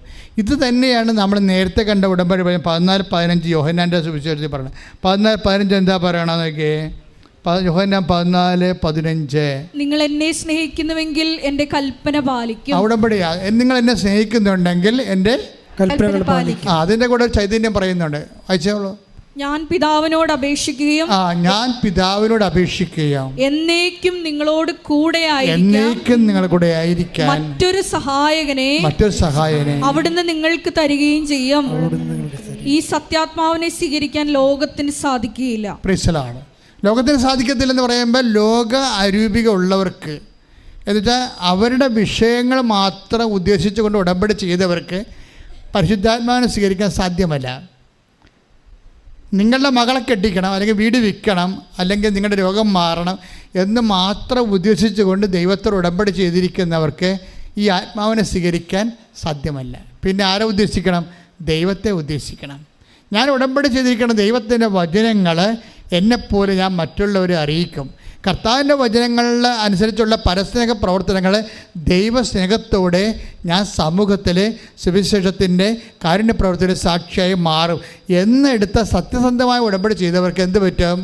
ഞാൻ അവർക്ക് എൻ്റെ ആത്മാവിനെ നൽകും. എൻ്റെ പിതാവിനോട് ചോദിക്കുകയും അവരെ വസിക്കാൻ വേണ്ടി മറ്റൊരാത്മാവിനെ നൽകുകയും ചെയ്യും. ഈ ആത്മാവിന് നൽകപ്പെടുന്നവരാണ് ആരും എൻ്റെ കൂടെ ഉണ്ടല്ലോ എന്ന് പറയണത്. ചിലപ്പോൾ അത് മാതാവായിട്ട് അവർക്ക് ഫീൽ ചെയ്യും, ചിലപ്പോൾ ദൈവത്തിൻ്റെ ശക്തിയായിട്ട് അവർക്ക് ഫീൽ ചെയ്യും. പക്ഷേ ഒത്തിരി സാക്ഷ്യങ്ങൾ അങ്ങനെ വരുന്നുണ്ട്. അപ്പോൾ എപ്പോഴും നമ്മൾ ശ്രദ്ധിക്കേണ്ടത്, ഉടമ്പടി എടുത്തിട്ട് നിങ്ങൾക്ക് സന്തോഷമാണോ അതോ നിരാശയാണോ? നിരാശയാണെങ്കിൽ നിങ്ങൾ പോയി വല്ല ഹോൾസെയിൽ കട എന്തെങ്കിലും ഇപ്പോൾ തട്ടുകടയൊക്കെ തുടങ്ങുകയാണ് നല്ലത്. എന്താ സംഭവം? നിങ്ങൾക്ക് മരമറിയാതെ കൊടിയിട്ടിരിക്കുകയാണ്.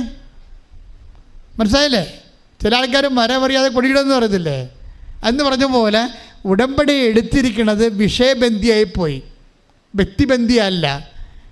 ഞാൻ നിങ്ങളെ വഴക്ക് പറയുകയല്ല, നിങ്ങൾ എത്രയും വേഗം രക്ഷപ്പെട്ട് ദൈവത്തെ ഇതിൻ്റെ അകത്ത് പ്രധാനപ്പെട്ട ലക്ഷ്യമാക്കി മാറ്റണം. അപ്പം നിങ്ങൾക്ക് സന്തോഷമുണ്ടാകും. ഇതെല്ലാം സന്തോഷമുണ്ടാക്കുന്ന കാര്യങ്ങളാണ്. ഓരോ കാര്യം ചെയ്യുമ്പോൾ നമുക്ക് സന്തോഷമുണ്ടാകും. ഓരോ കാര്യങ്ങൾ ചെയ്യുമ്പോൾ അതിൽ എന്താ സംഭവിച്ചു കഴിഞ്ഞാൽ, ചിലർക്ക് എന്താ പറയണത്, ഞാൻ ഇനിയും വരുമെന്നൊക്കെ പറഞ്ഞല്ലേ സാക്ഷ്യം പറഞ്ഞിട്ട് പോണത്. എനിക്ക് ഇനിയും പറയാനുണ്ട്, ഞാൻ ഇനിയും വരും എന്നും പറഞ്ഞ് പോണത്. എന്ത് സന്തോഷത്തോടെ അവരിറങ്ങിപ്പോണത്. അടുത്ത സാക്ഷ്യം കൊണ്ട് വരാൻ വേണ്ടി, അടുത്ത ദൈവാനുഭവം. സാക്ഷ്യം എന്ന് പറയുന്നത് എന്താണ്? ദൈവാനുഭവമാണ്. സാക്ഷ്യം എന്ന് പറയണത് ദൈവാനുഭവമാണ്. അടുത്ത ദൈവാനുഭവം കൊണ്ട് വരുമെന്ന് അവർക്ക് ഉറപ്പാണ്. എന്താ? ദൈവത്തെ അവർ ഫീൽ ചെയ്യുന്നത് കൊണ്ടാണ്. ദൈവത്തെ അവർ ഫീൽ ചെയ്യുന്നത് കൊണ്ടാണ് അവർക്ക് ഇനിയും ദൈവം അടുത്ത അടയാളം എനിക്ക് തരുമായിരിക്കും. തന്നാൽ കൊള്ളാം. ആർക്ക്? ദൈവത്തിന്. പോരെ. ചിലരുടെ മൈൻഡ് സെറ്റ് അങ്ങനെയാണ്. ഇനിയും ചിലപ്പോൾ ആരെങ്കിലും കിട്ടിയാൽ കൊള്ളാം. ആർക്ക് കൊള്ളാം? ദൈവത്തിന് കൊള്ളാമെന്ന് എന്ന് പറയുന്ന ആൾക്കാരും ഉണ്ട്. അങ്ങനെ ഈ വാദപ്പനിക്കാരൊക്കെ ഇപ്പോൾ ഒന്ന് പടന്ന് എഴുന്നേക്കണം. എന്തിനെക്കുറിച്ച്? ഞാൻ ദൈവത്തെ സ്നേഹിക്കാൻ വേണ്ടി നിങ്ങളിൽ എന്തോ ഒരു ദൈവികമായ കണം ഉള്ളത് കൊണ്ടാണല്ലോ നിങ്ങൾക്ക് ഉടമ്പടി എടുക്കാൻ കഴിഞ്ഞത്. അപ്പോൾ നിങ്ങൾ മോശമാണെന്ന് ഞാൻ പറയത്തില്ല ഒരിക്കലും. നിങ്ങളുടെ ഈ കണ്ണീരിൻ്റെ കാലത്ത് കർത്താവിൻ്റെ അടുത്ത് വരണമെങ്കിൽ എന്തെങ്കിലും ജന്മപുണ്യം നിങ്ങളുടെ കയ്യിലുണ്ടാകും. അത് വെച്ചാൽ ദൈവം നിങ്ങളവിടെ കൊണ്ടുവന്നിരിക്കണത്. അത് മനസ്സിലാക്കിയിട്ട് അതിൽ വളരാൻ നോക്കണം. അല്ലാതെ നമ്മൾ പറയുന്ന കാര്യങ്ങൾ പറയുന്ന സമയത്ത് നടന്നില്ല എന്ന് വിചാരിച്ചുകൊണ്ട് നിങ്ങൾ സങ്കടപ്പെടുകയല്ലേ ചെയ്യണത്. അപ്പോൾ നിങ്ങളുടെ വിഷയം വെച്ച് ദൈവത്തെ അളക്കുകയാണ് ചെയ്യണത്. അപ്പോൾ നിങ്ങളുടെ ഉടമ്പടി എടുത്ത് വീണ്ടും നിങ്ങൾ ഡീപ്രമോട്ടായി പോകും. നിങ്ങളുടെ വിഷയം വെച്ച് ദൈവത്തെ ചുരുക്കും. നമ്മുടെ വിഷയത്തിന് ചുരുക്കാനുള്ള ആളല്ലല്ലോ നമ്മളെയോ. അപ്പം അതുകൊണ്ട് നിങ്ങൾ ഉടമ്പടി എടുക്കുക. ഞാൻ ദൈവത്തിന് വേണ്ടി ജീവിക്കാൻ വേണ്ടി തീരുമാനിക്കുക. അതിനാവശ്യമായ ദൈവസ്നേഹം ആർജിക്കുക. ദൈവസ്നേഹം ആർജിക്കണതും ശരിക്കും ദൈവസ്നേഹം ആർജിക്കണതും ഇപ്പം ദൈവസ്നേഹം ഇല്ലാത്ത ആൾക്കാരാണെന്ന് വിചാരിച്ചോ? അങ്ങനെ ഒരു പാരമ്പര്യമോ പരിശീലനമോ ഇല്ലാത്ത ആളെന്ന് വിചാരിച്ചോ? പക്ഷേ നിങ്ങൾക്കറിയാമല്ലോ, ഞങ്ങൾ നിങ്ങളോട് കുറച്ച് കാരുണ്യ പ്രവൃത്തി ചെയ്യാൻ പറയുന്നു. ഇപ്പം എന്താ സംഭവിച്ചിരിക്കണത്? ഇപ്പോൾ കഴിഞ്ഞ ദിവസം ഞാനിവിടെ നിന്ന് ഇറങ്ങിയപ്പോൾ എൻ്റെ കാറ് ഉന്തി സ്റ്റാർട്ടാക്കേണ്ട അവസ്ഥ വന്നു. പുതിയ കാറാണേ, അധികം കാലമൊന്നും ആയില്ല, ആരും ഡ്രൈവ് ചെയ്യാറില്ല, ഞാനാണ് എവിടെയെങ്കിലും പോണത്. പക്ഷേ കാറ് നിന്ന് പോയി. ഡ്രൈവർ പറഞ്ഞ് ഞാൻ കുറച്ച് മുമ്പ് അങ്ങോട്ടേക്ക് എടുത്തിട്ടാണെന്ന് പുള്ളിക്കാരൻ പറയേണ്ടത്. പക്ഷേ കാറിൻ്റെ അകത്ത് താക്കോട്ട് തിരിച്ചിട്ട് അവസാനം ഒരുത്തം വന്ന് ബൈനറ്റ് പൊക്കി അതിൻ്റെ അലൈൻമെൻറ്റ് വരെ പോയി. അപ്പോൾ ഞാൻ പിന്നെ അകത്തിരുന്നൊരു വിശാപ്രമാണം ചെയ്തുകൊണ്ടിരിക്കുകയാണ്. അപ്പോൾ കുറച്ച് കഴിഞ്ഞപ്പോൾ അവർക്കൊരു ബുദ്ധി തോന്നി. വേറെ ഒരു അപ്പോൾ ഞാൻ ആദ്യം പറഞ്ഞാൽ ഇവരോട് ബാറ്ററി കേടാണ്, ബാറ്ററി ഡൗൺ ആണ്. അപ്പോൾ വേറൊരു ബാറ്ററി കൊണ്ടുവന്ന് ഈ ബാറ്ററിയുടെ കൂടെ ഇട്ടിട്ട് അത് സ്റ്റാർട്ട് ചെയ്ത് കഴിഞ്ഞപ്പോൾ വണ്ടി പോയി. എന്നിട്ട് ആ കൊണ്ടുവന്ന ബാറ്ററി മാറ്റി. പിന്നെ കുറച്ച് കഴിഞ്ഞപ്പോൾ ഓടിയപ്പോൾ നമ്മുടെ ബാറ്ററി ചാർജായി. ഈ കാരുണ്യ പ്രവൃത്തികളിൽ വരുന്ന പ്രോസസ്സിങ് ഇതാണ്. നിങ്ങൾക്കിപ്പോൾ സീറോ കൃപയാണെന്ന് വിചാരിച്ചു, സീറോ പവറാണ് നിങ്ങൾ ഉടമ്പടി എടുത്തിരിക്കുന്നത്. ഇന്ന് വരെ ഈ അർത്ഥത്തേക്ക് ഉപ്പതേക്കാത്ത ഒരു കക്ഷിയാണ് നിങ്ങൾ. നിങ്ങൾക്ക് കാരുണ്യം അറിയാൻ പാടില്ല, പ്രവൃത്തി അറിയാൻ പാടില്ല, ദൈവത്തിന് അറിയാൻ പാടില്ല. പക്ഷേ ജീവിതത്തിൽ ഒരു പ്രശ്നം ഉണ്ടായി, ഉടമ്പടി എടുത്തു പോയി. അപ്പോൾ ഇതെന്ത് ചെയ്യും? അപ്പോൾ നിങ്ങൾക്ക് ബാറ്ററി കേടാണ്, ഡൗണാണ്, സ്റ്റാർട്ട് ചെയ്യണില്ല. അപ്പോൾ നിങ്ങൾ എന്ത് ചെയ്യണം? ആദ്യമേ കാരുണ്യ പ്രവൃത്തി കണ്ണും പൂട്ടി ചെയ്യുക, ദൈവസ്നേഹത്തിന് വേണ്ടി കാഴ്ചവെക്കുക.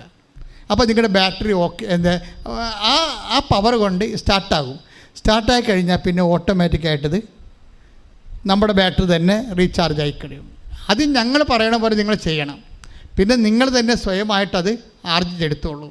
പ്രതി മനസ്സിലായില്ലേ? ഇപ്പോൾ ഒരു ബാറ്ററി ഡൗൺ ആയി കഴിഞ്ഞാൽ വേറെ ഒരു ബാറ്ററി കൊണ്ട് ഒരു സ്റ്റാർട്ടർ കൊടുത്താൽ മതി. ബാക്കി നമ്മുടെ ബാറ്ററി തന്നെ വർക്ക് ചെയ്തിട്ട് ഇവിടം വരെ വേണമെങ്കിൽ നമുക്ക് പോകാൻ പറ്റും. അപ്പോൾ എപ്പോഴും വിഷയമെന്ന് പറയുന്നത് കാരുണ്യ പ്രവൃത്തി തന്നെ ഇതിൻ്റെ വിഷയം. കാരുണ്യ പ്രവൃത്തികളെന്ന് പറയുമ്പോൾ എന്തുമാകാം, മനുഷ്യന് നന്മ ഉണ്ടാക്കുന്ന എല്ലാ പദ്ധതികളും. അതായത് ജാതിയും മതവും മനുഷ്യനെയും ശത്രുവും മിത്രവും ഒന്നും നോക്കാതെ മനുഷ്യന് നന്മയുണ്ടാക്കുന്ന എല്ലാ പ്രവർത്തനങ്ങളും. മനുഷ്യന് നന്മയെന്ന് പറയാൻ പറ്റത്തില്ല ഈ കാലങ്ങളിലൊക്കെ. എന്താ വെച്ചാൽ ഇപ്പം മൃഗങ്ങൾക്ക് നന്മയുണ്ടാക്കേണ്ടി വരും ചിലപ്പോൾ. ഇപ്പം ചിലരെ കണ്ടിട്ടില്ല, അപ്പം ചില വീഡിയോ കണ്ടിട്ടില്ലേ? എന്താ കാര്യം? ചിലപ്പോൾ ഒരു ആട് അല്ലെങ്കിൽ ഒരു പന്നിയൊക്കെ ചിലപ്പോൾ ചെളി പൂണ്ട് മരിക്കാൻ പോകണമെങ്കിൽ സായപ്പൻ നാട്ടിലാണെങ്കിൽ അവരതിനെ പൊക്കിയെടുക്കും എങ്ങനെയെങ്കിലും വണ്ടി നിർത്തിയിട്ട്. നമ്മളാണെങ്കിൽ അവിടെ ചാകട്ടെന്ന് പറയും. ഈ വ്യത്യാസമുണ്ട് ശരിക്കും. നമുക്കത് ഈ ആൾക്കാരെ ഈ മൃഗങ്ങളെയൊക്കെ രക്ഷിക്കണതിൽ കുറച്ച് കുറഞ്ഞ ഒരു പ്രശ്നമേ ഉള്ളൂ. കുറച്ച് അങ്ങനെ അധികം പ്രാധാന്യം നമ്മൾ കൊടുക്കത്തില്ല. പക്ഷേ ഇവിടെ ഇക്കോസിസ്റ്റത്തിൽ ഈ നമ്മൾ ഷെയർ ചെയ്യുമ്പോൾ നമ്മൾക്ക് ഇതിനെ എല്ലാത്തിനോടും കടപ്പാടുണ്ട്. ഇപ്പോൾ ഫ്രാൻസിസ് സേവർ ഇവിടെ വന്നിട്ട് ആദ്യം ചെയ്ത പണി ഒരു കുരുവിയെ ആരാണ്ട് കുഞ്ഞുങ്ങൾ കുരുവിയുടെ കാലെ കെട്ടിയിട്ട് തൂല് കെട്ടിയിട്ട് പറപ്പിച്ച് ആ കുരുവി പോയി ഒരു മരത്തെ ചെടിയെ കുരുങ്ങിയിട്ട് അവസാനം അതിന്മേൽ തൂങ്ങിക്കിടന്ന്. അപ്പോൾ ഫ്രാൻസിസ് സേവർ വന്നപ്പോൾ ആദ്യം ചെയ്തത് ആ കുരുവിയുടെ കുരുക്കഴിച്ചിട്ട് പറത്തി വിട്ട്. സുവിശേഷ പ്രവർത്തനമാണത്. അപ്പം മനുഷ്യന് തന്നെയല്ല നന്മ. ഈ ഭൂമി കുടുംബത്തിൽ നമ്മുടെ കൂടെ ജീവിക്കുന്ന എല്ലാവർക്കും നന്മ ചെയ്യാനുള്ള മനസ്സ് രൂപപ്പെട്ട് വന്നാൽ നിങ്ങൾ പക്ക ഉടമ്പടിയിലായി. ഇപ്പം നമ്മുടെ ബന്ധുക്കളെ മാത്രമല്ല, എപ്പോഴും നമ്മൾ ഉടമ്പടി ചെയ്യുമ്പോൾ നമുക്ക് നന്മ ചെയ്യുമ്പോൾ നമ്മൾ ബന്ധുക്കളെ മാത്രമാണ് അഡ്രസ്സ് ചെയ്യണത്.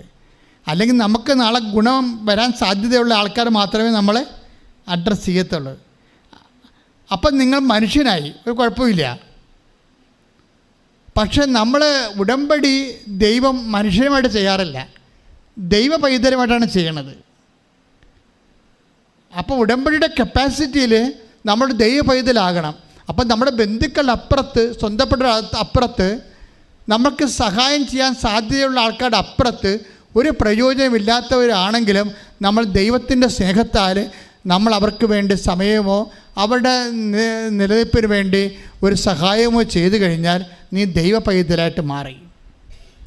ഞങ്ങളെ സെമിനാരിൽ നിന്ന് തെറ്റ് പഠിപ്പിച്ച് ഇറക്കിയിട്ടുള്ള ആൾക്കാരാണ് ഞങ്ങൾ. ഞാൻ സെമിനാരിൽ നിന്ന് ഇറങ്ങുമ്പോൾ ഡീക്കന്മാരുടെയൊക്കെ ഭയങ്കര അവസാനത്തെ കൊലക്കാരാണ് ഡീക്കന്മാരുടെ ഭയങ്കര വിരുന്നും ഭയങ്കര അവസാനത്തെ ഫെയർവെൽ സ്പീച്ചൊക്കെ ഉണ്ട്. അപ്പോൾ ഒരു അച്ഛൻ വന്ന് അവസാനം നമ്മളെ യാത്രയാക്കും. സെമിനാരി 7 കൊല്ലത്തെ പഠനവും കഴിഞ്ഞിട്ട് അവർ നമ്മളെ ഗുഡ് ബൈ പറഞ്ഞ് യാത്രയാക്കുമ്പോൾ അവർ നമുക്കൊരു സന്ദേശം തരും. അപ്പോൾ അതിനകത്ത് ഏറ്റവും വലിയ നല്ല ചൈതന്യമുള്ള അച്ഛനായിരിക്കും വന്ന് പറയണത്. എന്നെ ഡീക്കനാക്കി ഇറക്കിയപ്പോൾ അവർ പറഞ്ഞ് ഞാൻ ഇന്നും ഓർത്തിരിപ്പുണ്ട്, നിങ്ങൾ ബേസിക്കായിട്ട് ആദ്യം ഒരു മനുഷ്യനാവുക, അതിനുശേഷം നിങ്ങളൊരു പുരോഹിതനാകാൻ പറഞ്ഞു. ഞാൻ പിന്നീട് എൻ്റെ ജീവിതം വെച്ച് നോക്കിയപ്പോൾ എന്ത് പൊട്ടത്തരമാണ് പറഞ്ഞ് ഞങ്ങളെ കേൾപ്പിച്ച് പറഞ്ഞു വിട്ടതെന്ന് ഓർത്ത് പോയി. കാര്യം ഒരു പുരോഹിതൻ എത്രയോ വലുതാണ് മനുഷ്യനേക്കാൾ. ആദ്യം ഒരു പുരോഹിതനാകാൻ പഠിഞ്ഞ മനുഷ്യന്മാരെ ഇവിടെ ആവശ്യമുണ്ട്, കൂടുതലുണ്ട്. ആദ്യം ഒരു പുരോഹിതൻ എന്ന് പറഞ്ഞാൽ കർത്താവിൻ്റെ ചൈതന്യം അതുപോലെ ഉൾക്കൊണ്ട് അതനുസരിച്ച് ജീവിക്കാൻ ജനങ്ങളെ ജീവിക്കാൻ പഠിപ്പിക്കുന്ന ഒരു അർപ്പിതനാണ്. ആദ്യം ഒരു പുരോഹിതനാകാൻ വേണ്ടി ശ്രമിച്ചിരുന്നെങ്കിൽ നമ്മൾ ഓട്ടോമാറ്റിക്കായി മനുഷ്യരായതുകൊണ്ട് പുരോഹിതനാകണമെന്ന് ഒരു നിർബന്ധമില്ല. ഒരു നല്ല പുരോഹിതനായ ഓട്ടോമാറ്റിക് മനുഷ്യനാകാം. ഒരു മനുഷ്യനായതുകൊണ്ട് പുരോഹിതനാകണമെന്ന് നിർബന്ധമില്ല. കാര്യം പുരോഹിതൻ്റെ അകത്ത് ഈ സ്വയംദാനമെന്ന് സംഭവമുണ്ട്, മനുഷ്യനിൽ സ്വയംദാനമില്ല. അപ്പോൾ ഈ 7 കൊല്ലം പഠിപ്പിച്ചിട്ട് അവസാനം വിഡ്ഢിത്തരവും പറഞ്ഞാണ് ഞങ്ങളെ പുറത്ത് കൈവെപ്പിച്ച് വിട്ടിരിക്കണേ. ഇങ്ങോട്ട് കർത്താവിൻ്റെ പഠനങ്ങളോട് തെറ്റാണത് ശരിക്കും പറഞ്ഞ്. നമ്മളെ സംബന്ധിച്ചിടത്തോളം നമ്മൾ ഒരു പുരോഹിതനായി കഴിയുമ്പോൾ നമുക്ക് വേറെ മുമ്പും പുറകും പെങ്ങളും ആങ്ങളെയും ആരും ഒക്കെ ഒന്നുമില്ല. ആരാണുള്ളത്? ജനം. കർത്താവിൻ്റെ രക്തത്താൽ വീണ്ടെടുക്കപ്പെട്ട ഒരു ജനതയാണുള്ളത്. പിന്നെ ഉള്ളവരാരാണ്? കർത്താവിൻ്റെ രക്തത്താൽ വീണ്ടെടുക്കപ്പെടാൻ സാധ്യതയുള്ള ജനങ്ങൾ. ക്രിസ്ത്യൻസ് മാത്രമല്ല, എല്ലാവർക്കും വേണ്ടിയാണ് ക്രിസ്തു ക്രൂശിക്കപ്പെടുകയും നമുക്ക് പാപക്ഷമ നൽകുന്ന സാഹചര്യം ഇവിടെ ഉണ്ടാകുകയും ചെയ്തെങ്കിൽ ആ ക്രിസ്തുവിൽ വിശ്വസിക്കാൻ സാധ്യതയുള്ള ജനങ്ങളുണ്ട്. അവർക്ക് വേണ്ടി അർപ്പിതനായിരിക്കുകയാണ്. അങ്ങനെ ഒരു വിഷയം വരുമ്പോൾ എന്താ വിഷയം പറയുന്നത്? ഒരു മനുഷ്യനേക്കാൾ നിലവാരത്തിലുള്ള കാര്യം. ക്രിസ്തു ഒരേ സമയം മനുഷ്യനായിരുന്നു, അതേസമയം തന്നെ അവൻ ദൈവമായിരുന്നു. ഇവൻ്റെ ഒരു പകർപ്പായിട്ടാണ് പിന്നീട് പൗരോഹിതം വരണത്. അപ്പം ഞാൻ പറയണത് ഞാൻ കേമനാണെന്ന് പറയുകയല്ല. ഞാൻ പറഞ്ഞു വരുന്നതിൻ്റെ കാരണം ഈ നമ്മളെ പ്രയോറിറ്റി ഓഫ് സെറ്റിങ്സിൽ ഹ്യൂമാനിറ്റേറിയൻ കൺസെപ്റ്റ് നമ്മളെ വിഴുങ്ങിക്കഴിഞ്ഞപ്പോൾ ഇതുപോലെ വിഡ്ഢിത്തരങ്ങൾ സഭയിൽ എഴുന്നള്ളിക്കപ്പെട്ടിട്ടുള്ള കാലഘട്ടങ്ങൾ ഉണ്ടായിട്ടുണ്ടെന്ന് ഞാൻ പറഞ്ഞതാണ്. ഞാൻ പറഞ്ഞതിൻ്റെ അർത്ഥം എന്ന് പറയണത് ഒരു ദൈവ പൈതലുമായിട്ടാണ് ദൈവം ഉടമ്പടി ചെയ്യണത്, ഒരു മനുഷ്യനുമായിട്ടല്ല. നിങ്ങളൊരു മനുഷ്യനാണെങ്കിൽ ഒരു ദൈവ പൈതലായിട്ട് കൺവേർട്ട് ചെയ്യണം. എന്താ കാര്യം? ദൈവ പൈതലായിട്ട് കൺവേർട്ട് ചെയ്യണമെന്ന് പറഞ്ഞതിൻ്റെ കാരണം നമ്മൾക്ക് മെച്ചമില്ലാത്ത ആൾക്കാർ, ചിലപ്പോൾ നമ്മളെ സഹായിക്കുന്ന ആൾക്കാർ ഈ ജന്മത്തിൽ നമ്മളെ വീണ്ടും കണ്ടുമുട്ടില്ലെന്ന് വരും. നിങ്ങൾ നാളെ കണ്ടുമുട്ടുന്ന ആൾക്കാർക്ക് വേണ്ടിയാണ് കൈസഹായം ചെയ്യണത്. നമ്മളവരെ ചെയ്ത് കഴിഞ്ഞാൽ നമ്മളെ സഹായിക്കും. അവർക്ക് വസ്ത്രം കൊടുക്കുകയോ പണം കൊടുക്കുകയോ ചെയ്ത് കഴിഞ്ഞാൽ നമുക്കൊരാവശ്യം വരുമ്പോൾ അവർ നമ്മളെ ഇത് മനുഷ്യന് സാധിക്കുന്ന കാര്യമാണ്. ഇത് മനുഷ്യത്വമല്ല ഇവിടെ വേണ്ടത്. ഇവിടെ ദൈവപ്രകൃതിയുള്ളൊരു മനുഷ്യത്വം വേണ്ടി വരും. ഉടമ്പടി ദൈവം ഉദ്ദേശിക്കുന്നത് അതാണ്. ഞാൻ നിങ്ങളുടെ ഉള്ളിൽ നിന്ന് ശിലാഹൃദയം എടുത്ത് മാറ്റും, പകരം എന്ത് ചെയ്യും? മാംസളമായ ഹൃദയം നൽകും. എന്തിനു വേണ്ടിയാണ്? ഒരു പുതു ചൈതന്യം നിങ്ങൾ നിക്ഷേപിക്കും. പുതു ചൈതന്യത്തിന് നിക്ഷേപിക്കപ്പെടുമ്പോൾ ആ പുതു ചൈതന്യം നമ്മൾ പ്രവർത്തനക്ഷമമായിക്കൊണ്ട് ദൈവത്തിൻ്റെ ഇഷ്ടം നിറവേറ്റിക്കൊണ്ട് ദൈവരാജ്യം സംജാതമാക്കുന്നതിനുള്ള ദൈവ പദ്ധതിയിലുള്ള ഈ കാലഘട്ടത്തിൻ്റെ മനുഷ്യൻ്റെ സഹകരണമാണ് ഉടമ്പടി. കൈയടിച്ച് കർത്താവേ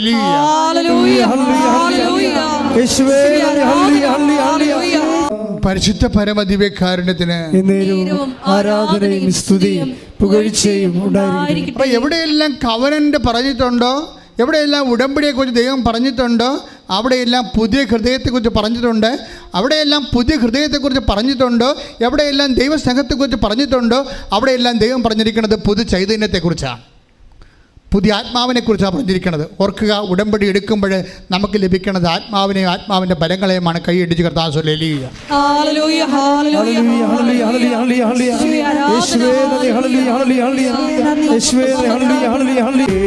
പരമദിവ്യകാരുണ്യത്തിന് ആരാധനയും സ്തുതിയും പുകഴ്ചയും ഉണ്ടായിരിക്കട്ടെ. എൻ്റെ മക്കളെ, ഞാൻ നിങ്ങളോട് ചോദിച്ചതാണ്, നിങ്ങൾ ഉടമ്പടി എടുത്തവരാണെന്ന് നിങ്ങൾക്ക് തോന്നുന്നുണ്ടോ? അങ്ങനെ തോന്നുന്നുണ്ടെങ്കിൽ ദൈവവും നിങ്ങൾ തമ്മിൽ ഉടമ്പടിയിലാണെങ്കിൽ ദൈവത്തിൻ്റെ വചനത്തിൽ വാഗ്ദാനം ചെയ്തിരിക്കുന്ന പോലെ ഒരു പുതിയ ഹൃദയം നിങ്ങൾക്ക് തരുക, നവചൈതന്യം നിങ്ങൾ നിക്ഷേപിക്കുമെന്ന് പറഞ്ഞാൽ ആ നവചൈതന്യമെന്ന് പറയണത് നിങ്ങൾ ചെയ്യുന്ന പ്രവൃത്തികളിൽ നിങ്ങൾക്ക് ഒരു ശരീരത്തിൽ നമുക്കൊരു ടയർഡൊക്കെ തോന്നാം, പക്ഷേ ആത്മാവിന് സന്തോഷം തോന്നണം. ഉടമ്പടി ഫലിച്ചിട്ടുണ്ടെന്നറിയണം എങ്ങനെയാണ്? ചില ആൾക്കാർ പറയും മരുന്ന് പിടിച്ചിട്ടുണ്ടെന്നാ തോന്നണമെന്ന് പറയത്തില്ലേ? ചില പറയും മരുന്ന് കഴിച്ച് കഴിയുമ്പോൾ പറയും മരുന്ന് പിടിച്ചിട്ടുണ്ടെന്നാണ് തോന്നണത്. അതുപോലെ ഉടമ്പടി പിടിച്ചിട്ടുണ്ടെന്നാ തോന്നണത്. ആ തോന്നൽ എങ്ങനെ ഉണ്ടാകും? നിങ്ങൾ ചെയ്യുന്ന പ്രവൃത്തികളിൽ നിങ്ങൾക്ക് സന്തോഷം തോന്നണം.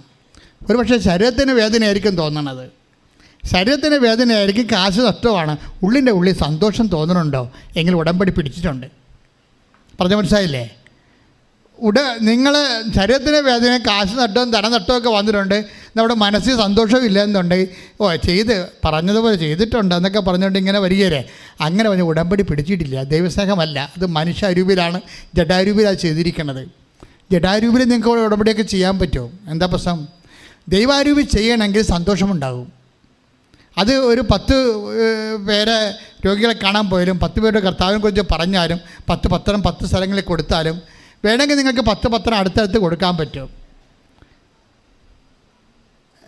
ചിലർ പറയും, അപ്പം ചില വീട്ടിൽ പത്രം കൊടുക്കാൻ ചിലർ പറയും ഇത് ഞങ്ങൾക്ക് കിട്ടിയതാണ്, എന്നാലും ഞാൻ ഇവിടം വരെ വന്നില്ല, ഒന്നുകൂടി ഇരിക്കട്ടെ എന്ന് പറയും.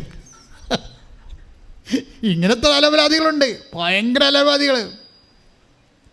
ചിലരെ കാണുമ്പോൾ തന്നെ എനിക്കറിയാം ഇത് ഉടമ്പടി പിടിച്ചിട്ടില്ലെന്ന് അറിയാൻ പറ്റും. അതായത് പല വീടുകളിൽ പത്തം കൊണ്ടുണ്ടാക്കിയില്ല, അപ്പോൾ അതിൽ പല ആൾക്കാരും ഉണ്ടല്ലോ ഇതുപോലെ. അപ്പോൾ ഒരു വീട്ടിൽ പത്തം കൊണ്ടൊക്കെ ചെല്ലുമ്പോൾ അവർ പറയും ഇതല്ലേ ഇതിവിടെ കിട്ടിയതാണ്, എന്നാലും ഞാൻ ഇവിടം വരെ വന്നില്ലേ, വണ്ണം കൂടി ഇരിക്കട്ടെ. എന്ത്? അവർക്ക് പോകാൻ കഴിയില്ല. അളിഞ്ഞ മോന്ത്യമായിട്ട് എങ്ങനെയെങ്കിലും ഒപ്പിക്കാൻ നോക്കുകയാണവർ ഈ വിഷയം. ഇവർ ഉടമ്പടി പിടിക്കത്തില്ല, ജന്മത്തെ പിടിക്കത്തില്ല. നിങ്ങൾ ഇവിടെ കൊടുത്ത ആ പത്രത്തിൻ്റെ കാശ് വാങ്ങിച്ചുകൊണ്ട് എപ്പോഴും ഈ ജില്ല വിട്ട് പോകാനേ ഞാൻ പറയത്തുള്ളൂ. കാര്യം നിങ്ങൾക്ക് ഈ പണി പറഞ്ഞിട്ടില്ല, നിങ്ങൾക്കിത് എന്താണെന്ന് അറിയത്തില്ല ഇപ്പോഴും. അത് മര്യാദക്ക് ഓരോ ക്ലാസ്സുകളും കേട്ടിട്ട് എങ്ങനെയാണ് ദൈവസ്നേഹം ഡെവലപ്പ് ചെയ്യേണ്ടതെന്ന് നോക്കണം. എന്താ കാര്യം? നമുക്ക് സന്തോഷം തോന്നണം. നമുക്ക് ശാരീരിക വേദന ഉണ്ടാകും, പക്ഷേ മനസ്സിന് സന്തോഷം തോന്നും. അപ്പോൾ ഉടമ്പടി പിടിച്ച് നിർത്താം. കർത്താവ് എന്താ പറയുന്നത്? ഗർഭിണിയെ പോലെയാണെന്ന്. ഒരു ക്രിസ്ത്യാനിയുടെ സന്തോഷം എന്ന് പറയുന്നത് ഗർഭിണിയെ പോലെ എന്നാണ് പറഞ്ഞാൽ. ക്രിസ്ത്യാനി എന്ന് പറഞ്ഞാൽ ആരാണ്? ദൈവ പൈതല് ആര്? ഇപ്പം ന്യായസ്ഥാനപ്പെട്ട ക്രിസ്ത്യാനി എന്നല്ല ഞാൻ പറയണത്. ക്രിസ്തുവിനെ എൻ്റെ രക്ഷകനായിട്ട് മനസ്സിൽ സൂക്ഷിക്കുന്ന വ്യക്തികളെല്ലാം, അതനുസരിച്ച് ജീവിതം ക്രമീകരിക്കുന്ന വ്യക്തികളെല്ലാം ക്രിസ്ത്യൻസാണ്. എന്താ സംഭവം എന്ന് വെച്ച് കഴിഞ്ഞാൽ അവൻ്റെ മനസ്സിൽ അവന് നിത്യരക്ഷ കിട്ടും. എക്സ്ട്രാ ആയിട്ട് കിട്ടണത് എന്താണ്? നീ ഒരു ക്രിസ്ത്യനാകുമ്പോൾ നിനക്ക് എക്സ്ട്രാ കിട്ടണത് എന്താണ്? നിത്യതയാണ്. കാര്യം എന്താ ഈശോ പറഞ്ഞത്? എൻ്റെ കൂടെ ക്രിസ്തുവിനോട് മരിക്കുന്നവൻ ക്രിസ്തുവിനോട് കൂടെ ഉയർക്കും. കാര്യം ക്രിസ്തുവിന് വേണ്ടിയല്ലേ നമ്മൾ ലോകത്തിന് മരിക്കണത്.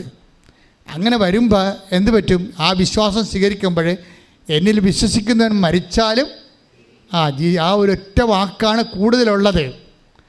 മറ്റു മതങ്ങളെക്കാൾ കൂടുതൽ ഇന്നത്തുള്ളത് ഏറ്റവും പ്രാമുഖ്യമുള്ള ഒരു സംഭവം എന്താണ്?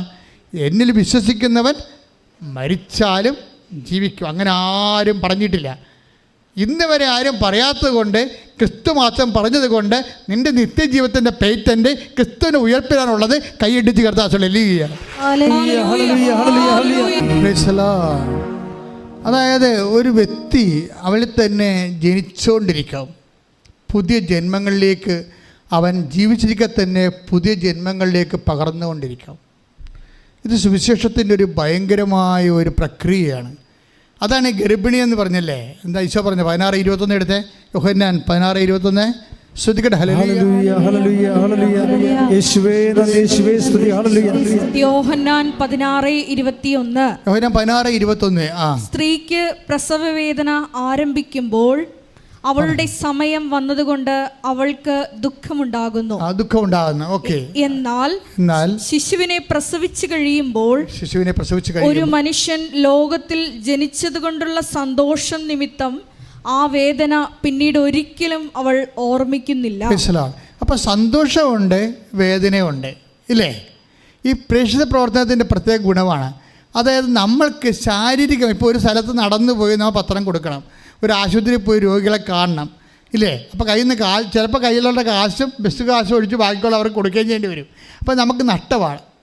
അപ്പോൾ ശാരീരിക നഷ്ടമാണ്. പക്ഷേ ആ സമയം തന്നെ നമുക്ക് മനസ്സിൽ സന്തോഷം തോന്നണം. സന്തോഷം തോന്നാത്ത ആൾക്കാരുണ്ട്. അവർ ചെയ്യണത് ടെക്നിക്കലായിട്ടുള്ള ജോലിയാണ്, പ്രേക്ഷിത പ്രവർത്തനം അല്ല അത്. അതായത് ഗർഭിണികളെ പോലെയാണ്. ഗർഭിണികൾക്ക് എന്താ സംഭവിക്കണത്? അവർ പ്രസവിക്കുമ്പോൾ അവർക്ക് ആ പ്രസവ വേദന ഉണ്ട്, പക്ഷേ കുട്ടിയുടെ കാര്യം ഓർക്കുമ്പോൾ സന്തോഷമുണ്ട്. കർത്താവ് ഒറ്റ സെമിലിയാണ് ഉപയോഗിച്ചിരിക്കണത്. അത് തന്നെ നമുക്കുള്ളത്. നമ്മൾ ജോലി ചെയ്യുമ്പോൾ, കർത്താവിന് വേണ്ടി പ്രേക്ഷിത പ്രവർത്തനങ്ങൾ ചെയ്യുമ്പോൾ നമുക്ക് സങ്കടമോ വിഷമമൊക്കെ ഉണ്ടാവും. പക്ഷെ ക്രിസ്തുവിന് വേണ്ടിയാണല്ലോ എന്ന് ഓർക്കുമ്പോൾ നമുക്ക് സന്തോഷമുണ്ടാകും.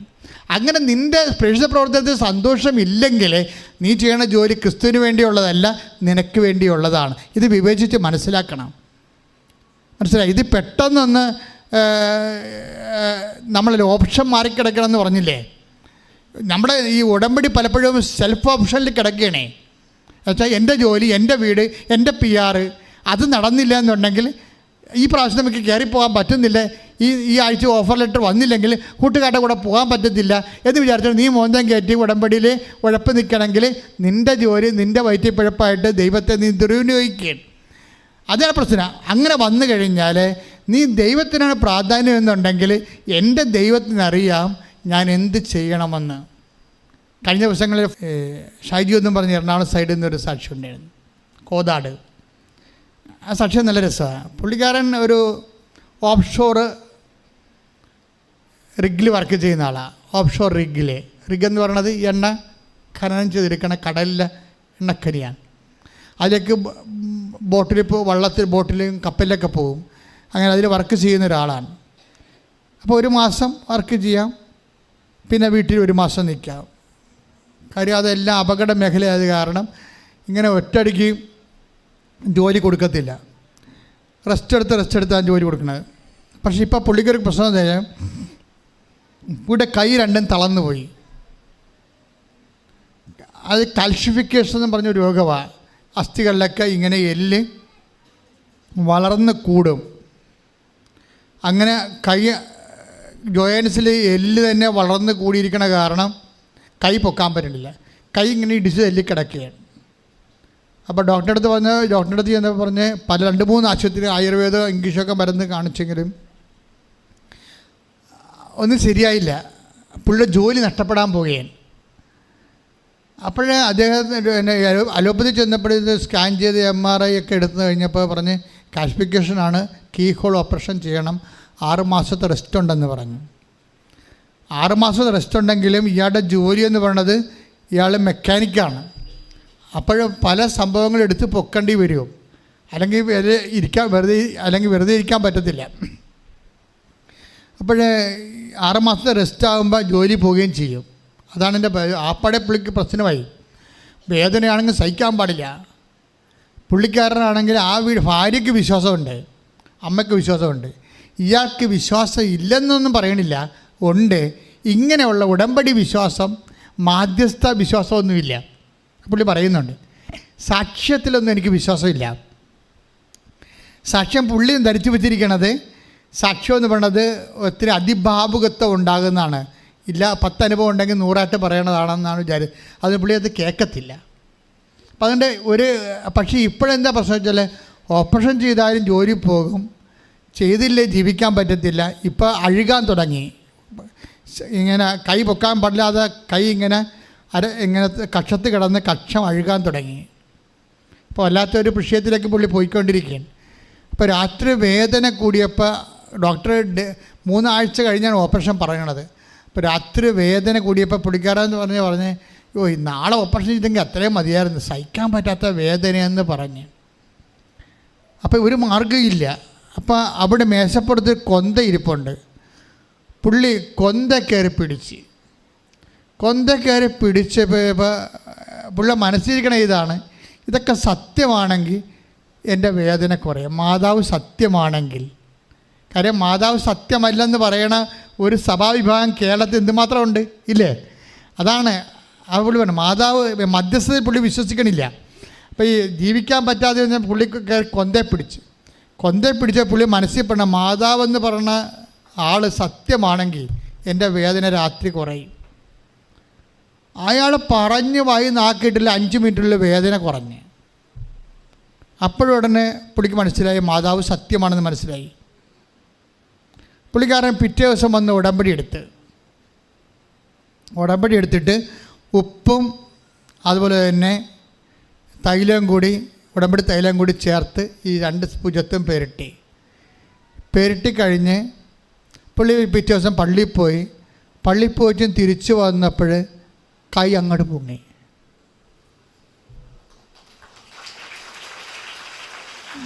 കൈ പൊങ്ങിയപ്പോൾ പുള്ളിക്കാരൻ പറഞ്ഞത്, ഡോക്ടർ പറഞ്ഞിരിക്കണത്, ഡോക്ടറുടെ അടുത്ത് ചെന്ന് ഡോക്ടർ പറഞ്ഞപ്പോൾ ഒരു മുസ്ലിം ഡോക്ടറാണ്, ഇത് അത്ഭുതമായിരിക്കണമല്ല എന്ന് പറഞ്ഞ്. എന്താണ് കാര്യം, എങ്ങനെ പൊങ്ങിയെന്ന് പുള്ളി ഡോക്ടറോട് പറഞ്ഞില്ല. പക്ഷേ ഡോക്ടർ പറഞ്ഞ് റെസ്റ്റ് എടുക്കണമെന്ന് പറഞ്ഞ്, വെയിറ്റൊന്നും എടുക്കരുതെന്ന് പറഞ്ഞ്. പക്ഷേ പുള്ളിക്കാരൻ 1 മാസം കഴിഞ്ഞപ്പോൾ വർക്കിന് പോയി. അയാൾ പറയണത്, ഞാനിപ്പോൾ 25 കിലോ ഒക്കെ എടുത്ത് പൊക്കണുണ്ടെന്നാണ് പറയണത്. അതെന്ന് വെച്ചാൽ നമ്മൾ അയാളുടെ വിശ്വാസം തന്നെ വരെ കണ്ടില്ലേ, അയാൾക്ക് 0 ഫെയ്ത്താണ്. ബേസിക് ഫെയ്ത്ത് ഉണ്ട്, മാതാവിൽ പ്രത്യേകിച്ച് മാധ്യസ്ഥതയിൽ വിശ്വാസമില്ല. പക്ഷെ ഒരു വിഷയം വന്നപ്പോൾ ആപ്ലിക്കേറ്റ് ചെയ്യാൻ അയാൾ തയ്യാറായി അല്ലേ? ഈ കാര്യം വേറെ ഒരു ഓപ്ഷൻ ഇല്ല. കൊന്തക്കയറി പിടിച്ചപ്പോൾ അയാൾ പറയും, എൻ്റെ കൊന്ത എൻ്റെ ജന്മത്തിൽ ഞാൻ കൈകൊണ്ട് എടുത്തിട്ടില്ലെന്നാണ് പറയണത്. പക്ഷേ ഇപ്പോൾ കൊന്ത കഴുത്തേറ്റുകൊണ്ട് നടക്കുകയാണ്. അതായത് ആ മനുഷ്യൻ പറയണത് ഇതില്ല, നിങ്ങൾ സാക്ഷി കിടപ്പുണ്ട്, നോക്കിയാൽ മതി, ഇന്നിടുന്നുണ്ട് അത്. എന്ന് വെച്ച് കഴിഞ്ഞാൽ നമ്മൾ വേറെ ഒരു ലോകത്തേക്ക് അങ്ങനെ പോവുകയാണ്. ദൈവം നമ്മളെ കൈ പിടിച്ചുകൊണ്ട് പോവുകയാണ്. ഇപ്പം ഞാൻ മാതാവിനെക്കുറിച്ചൊക്കെ പറയുമ്പോൾ നിങ്ങൾ ചിലരൊക്കെ പറയും, എൻ്റെ സഭാധികാരി തന്നെ ചില സമയത്ത് പറഞ്ഞിട്ടുണ്ട് എന്നോട്, ഇത് മരിയൻ ഡിവോഷനാണ്, ഓവറായിട്ട് പ്രൊമോട്ട് ചെയ്യണമെന്ന് പറയും. ചില അച്ഛന്മാരൊക്കെ പറഞ്ഞാൽ മരിയൻ ഡിവോഷനാണ്, ഓവറായിട്ട് പ്രൊമോട്ട് ചെയ്യണമെന്ന്. എന്താ പ്രശ്നമെന്ന് വെച്ച് കഴിഞ്ഞാൽ, ഞാൻ മാതാവിനെ പ്രൊമോട്ട് ചെയ്യുകയല്ല, മാതാവിനെ ആരും പ്രൊമോട്ട് ചെയ്യേണ്ട ആവശ്യമില്ല, അത് ദൈവം പ്രൊമോട്ട് ചെയ്തോളും. ദൈവം പ്രൊമോട്ട് ചെയ്തിട്ടാണ് അവർ യേശുവിൻ്റെ അമ്മയായി വന്നിരിക്കുന്നത്, അല്ലാതെ മനുഷ്യന്മാർ പ്രൊമോട്ട് ചെയ്തിട്ടല്ല. പ്രശ്നം അതല്ല വിഷയം വരാൻ പോണത്. ആവശ്യമില്ലാത്ത തെറ്റിദ്ധാരണ ആർക്കും ഉണ്ടാകേണ്ട ഒരു കഥയുമില്ല അതിൻ്റെ അകത്ത്. എന്താ വിഷയം? ഞാനൊരു കാര്യം ചെയ്യട്ടെ. ഇപ്പോൾ ചക്കാലയ്ക്ക് പിതാവ് അൾത്താരെ വന്നപ്പോൾ, അത്തങ്ക അൾത്താരെ കൃപായെല്ലാം വന്നപ്പോൾ അമ്മ എന്താ, ഞാൻ കൃപാസനം മാതാവിൻ്റെ സ്വരം കേട്ടു, അമ്മ എന്നോട് പറഞ്ഞു ഞാൻ നിനക്ക് വേണ്ടി കാത്തിരിക്കുകയാണ്. അതിന് പകരം അമ്മ പറഞ്ഞില്ല, കർത്താവാണ് പറഞ്ഞതെന്ന് എനിക്ക് പറയാൻ പറ്റുമോ? അമ്മയല്ലേ പറഞ്ഞത്. അപ്പം മരിയൻ നമ്മളെപ്പോഴും മനസ്സിലാക്കേണ്ട ഇതാ, ദൈവ പദ്ധതിയിലുള്ളതാണ് അമ്മ. നമ്മളുടെ മാധ്യസ്ഥമായിട്ടും മാതൃകയായിട്ടും നമ്മൾ ക്രിസ്തുവിന് വേണ്ടി ജീവിക്കാൻ വേണ്ടി, ദൈവരാജ്യത്തിൻ്റെ പ്രവർത്തനത്തിന് വേണ്ടി ക്രിസ്തുവിൻ്റെ ഒരാൾ സ്വീകരിച്ചാൽ അയാൾ എങ്ങനെ ഇരിക്കും, അയാളുടെ ജീവിതം അത് പ്രായോഗികമാണോ, ഈ ലോകത്തോട് ക്രിസ്തീയ ജീവിതം പ്രായോഗികമാണെന്ന് പറഞ്ഞ ആദ്യത്തെയും ഏറ്റവും സമ്പൂർണ്ണമായ വ്യക്തിത്വമാണ് പരിശുദ്ധ അമ്മ എന്ന് പറഞ്ഞാൽ അത് പ്രൊമോട്ട് ചെയ്യണം മരിയൻ ഡിവോഷൻ അല്ല. കറക്റ്റ് കർത്താവിനെക്കുറിച്ചുള്ള ദൈവിക പദ്ധതിയാണ് മാതാവിലൂടെ നമ്മളെ വെളിച്ചത്ത് കൊണ്ടുവന്നിട്ട് ആ മനുഷ്യൻ തന്നെ കയറി പിടിക്കണം. എന്താണ്? കൊന്ത കയറി പിടിച്ചിട്ട് പറയുന്നത് എന്താണ്? മാതാവ് സത്യമാണെങ്കിൽ ഇപ്പം എൻ്റെ വേദന കുറയും. അപ്പോഴെന്താണ് ദൈവം പറഞ്ഞത്? മാതാവ് സത്യമാണ്, ഇനി നീ കാണാൻ പോണ പൂരം വേറെയാണെന്ന് പറയും. സെക്കൻഡുകൾക്കുള്ളല്ലേ ജീവിതം ജോലി പോകുമെന്ന് പറഞ്ഞ ആൾ, റെസ്റ്റ് എടുക്കണമെന്ന് പറഞ്ഞ ആൾ, 6 മാസം കഴിഞ്ഞാലും വെയിറ്റ് എടുക്കാൻ പറ്റുമെന്ന് പറഞ്ഞ ആൾ പുഷ്പം പോലെ വേലയെടുത്ത് നടക്കണം. എന്താണ്? ദൈവം അമ്മയെ മഹത്വപ്പെടുത്തുന്നു. ആർക്ക് വേണ്ടി? ക്രിസ്തുവിനെ നമ്മൾ സ്വീകരിക്കാൻ വേണ്ടി. ഇവിടെ നടക്കണത് മരിയൻ ഡിവോഷൻ അല്ല. പിന്നെന്താ നടക്കണത്? മരിയൻ ലൈഫ് സ്റ്റൈലാണ്. ഉടമ്പടിയിലൂടെ അവൻ പറയണ പോലെ നമ്മൾ ചെയ്യാണ് മാതാവിൻ്റെ മധ്യസ്ഥതയിൽ. അതെന്താണ്? മരിയൻ ലൈഫ് സ്റ്റൈലാണ്. അതായത് മാതാവിൻ്റെ ജീവിത രീതി നമ്മൾ അനുവർത്തിച്ചുകൊണ്ട് ദൈവരാജ്യത്തിന് വേണ്ടി പ്രവർത്തിക്കുന്ന ഒരു സമൂഹം ദൈവത്തിനെ സാക്ഷ്യപ്പെടുത്തിക്കൊണ്ട് മരിയൻ മധ്യസ്ഥതയിലെ ദൈവരാജ്യത്തിലെ ആയിരിക്കുന്ന വലിയൊരു അവസ്ഥയാണ് നമ്മൾ ഉടമ്പടിയിലൂടെ ഓരോ ദിവസം കണ്ടുകൊണ്ടിരിക്കുന്നത്. ഉടമ്പടി എടുത്തിരിക്കുന്നവർ പരിശുദ്ധ അമ്മയിലൂടെ ക്രിസ്തുവാണ് നിങ്ങളെ വിളിച്ചിരിക്കുന്നത്. ദൈവപിതാവിൻ്റെ മഹത്വത്തിന് വേണ്ടിയുള്ള ഒരു പൊതുവായിട്ടുള്ള സ്വർഗത്തിൻ്റെ കാര്യപരിപാടിയുടെ ഭാഗമായിട്ടാണ് ലോകത്തിൽ ഉടമ്പടി വന്നെങ്കിൽ ആ ഉടമ്പടി ഇന്ന് എല്ലാ മനുഷ്യർക്കും എടുത്തുകൊണ്ട് എല്ലാ മനുഷ്യരെയും ഉടമ്പടിയുടെ ഭാഗമാക്കി മാറ്റുന്ന അന്ത്യകാലത്തെ ദൈവിക പദ്ധതിയായിട്ടാണ് അമ്മ പ്രത്യക്ഷപ്പെട്ടതും. അമ്മ പ്രത്യക്ഷപ്പെട്ട് പറഞ്ഞു ദുരന്തമുണ്ടാകാൻ പോണ പ്രാർത്ഥിക്കുമെന്ന് പറഞ്ഞപ്പോൾ നെഞ്ചിൽ ഘടികാര സമയം കാണിച്ചിട്ടുണ്ട്. നെഞ്ചിൽ ഘടികാര സമയം കാണിച്ചുകൊണ്ട് സമയത്തിൻ്റെ സമാപ്തിയിലേക്ക് പ്രവേശിക്കണം നമ്മൾ. അതുകൊണ്ട് തന്നെ ഇനി ദുരന്തത്തിൻ്റെ കാലങ്ങളുണ്ടാകും, പതറരുത്, പ്രാർത്ഥനയാണ് മെച്ചമെന്ന് പറഞ്ഞുകൊണ്ട് ദൈവം അമ്മയോട് പറഞ്ഞിട്ട് അമ്മയാണ് നമ്മുടെ മധ്യസ്ഥയായിട്ട് വെച്ചിരിക്കുന്നത്. കഴിഞ്ഞ കാലഘട്ടങ്ങളിലെല്ലാം മലാഖമാരോ എന്ന് പറയുന്ന ദൈവത്തിൻ്റെ മധ്യസ്ഥ വഹിച്ചപ്പോഴേ ഈ കാലഘട്ടങ്ങളിലെ ലൂർദിലായാലും ഫാത്തിമയിലും കൃപാസനത്തിലായാലും എവിടെയായാലും അമ്മയിലൂടെ ദൈവം തൻ്റെ ദൗത്യത്തെ ലോകത്തിൻ്റെ അവസാനം വരെ ജനത്തിൻ്റെ വിശുദ്ധീകരണത്തിനും ശക്തീകരണത്തിനുമായി തുറന്നുകൊണ്ടുപോയിരിക്കുന്ന വലിയ പദ്ധതിയുടെ ഭാഗമായി ദൈവം നമ്മളെ മാറ്റിയതിൽ കൈയടിച്ച് കൊണ്ട് കർത്താവ് രോഗമുള്ളിടത്ത് കൈകൾ വെച്ചുകൊണ്ട് അച്ഛൻ പ്രാർത്ഥിക്കുന്ന സമയം സ്തുതിക്കുകയോ വിശ്വാസപ്രമാണം അറിയാവുന്നവർ വിശ്വാസപ്രമാണം ചൊല്ലുകയോ ചെയ്യണം. 1-2 സ്ഥലത്ത് രോഗമുണ്ടെങ്കിൽ കൈകൾ മാറ്റി മാറ്റി വെക്കാവുന്നതാണ് പ്രാർത്ഥനാ സമയം. ഒറ്റ പ്രാർത്ഥനയേ ഉള്ളൂ, 5 മിനിറ്റ് നേരം. അപ്പോൾ രോഗമുള്ളിടത്ത് കൈകൾ മാറ്റി മാറ്റി വെച്ച് വിശ്വാസപ്രമാണം ആവർത്തിച്ച് ചൊല്ലിക്കൊണ്ട് നിൽക്കണം. കർത്താവേ, ഇതിൻ്റെ വിശുദ്ധ പൗരോഹിത്യത്തെ മഹത്വപ്പെടുത്തുന്ന പ്രാർത്ഥിക്കുന്ന കർത്താവേ, സഭയിലുള്ള സാന്നിധ്യത്തെ പ്രകടമാക്കണമെന്ന് പ്രാർത്ഥിക്കുന്നു. കർത്താവേ, 36 വർഷം ഞാൻ അർപ്പിച്ച കുർബാനയുടെ യോഗ്യതയാൽ സ്തുതിക്കട്ടെ മക്കളെ. 36 വർഷം ഞാൻ അർപ്പിച്ച കുർബാനയുടെ യോഗ്യതയാൽ കൃപാസ്ഥാനത്താറെ ജീവനോടെ പ്രത്യക്ഷപ്പെട്ട പരിശുദ്ധ അമ്മയുടെ മാധ്യസ്ഥത്തിലെ ഓരോ മകൻ്റെ മേലും കർത്താവേ, ഒരു മകളുടെ മേലും കർത്താവേ, നിൻ്റെ വിശുദ്ധമായ തിരുമുറിവാർന്ന വലതുകരം വെക്കണമെന്ന് പ്രാർത്ഥിക്കുന്നു. കർത്താവിൻ്റെ വിശുദ്ധമായ രക്തം നിങ്ങളുടെ ഉച്ച മുതൽ ഉള്ളംകാല് വരെ എല്ലാ കോശങ്ങളിലും പേശികളിലും അസ്ഥികളിലും അസ്ഥിക്കുഴകളിലും ഞരമ്പുകളിലും ആന്തരിക അവയവങ്ങളിലും കർത്താവിൻ്റെ രക്തം പടരട്ടെ. 36 വർഷം അർപ്പിച്ച കൃപാനയുടെ യോഗ്യതയാൽ കൃപാസ്ഥാനത്താറെ ജീവനോടെ പ്രത്യക്ഷപ്പെട്ട പരിശുദ്ധ അമ്മയുടെ മാധ്യസ്ഥത്താൽ യേശുക്രിസ്തുവിന്റെ നാമത്തിൽ നീ സൗഖ്യം പ്രാപിക്കട്ടെ. Hallelujah, hallelujah.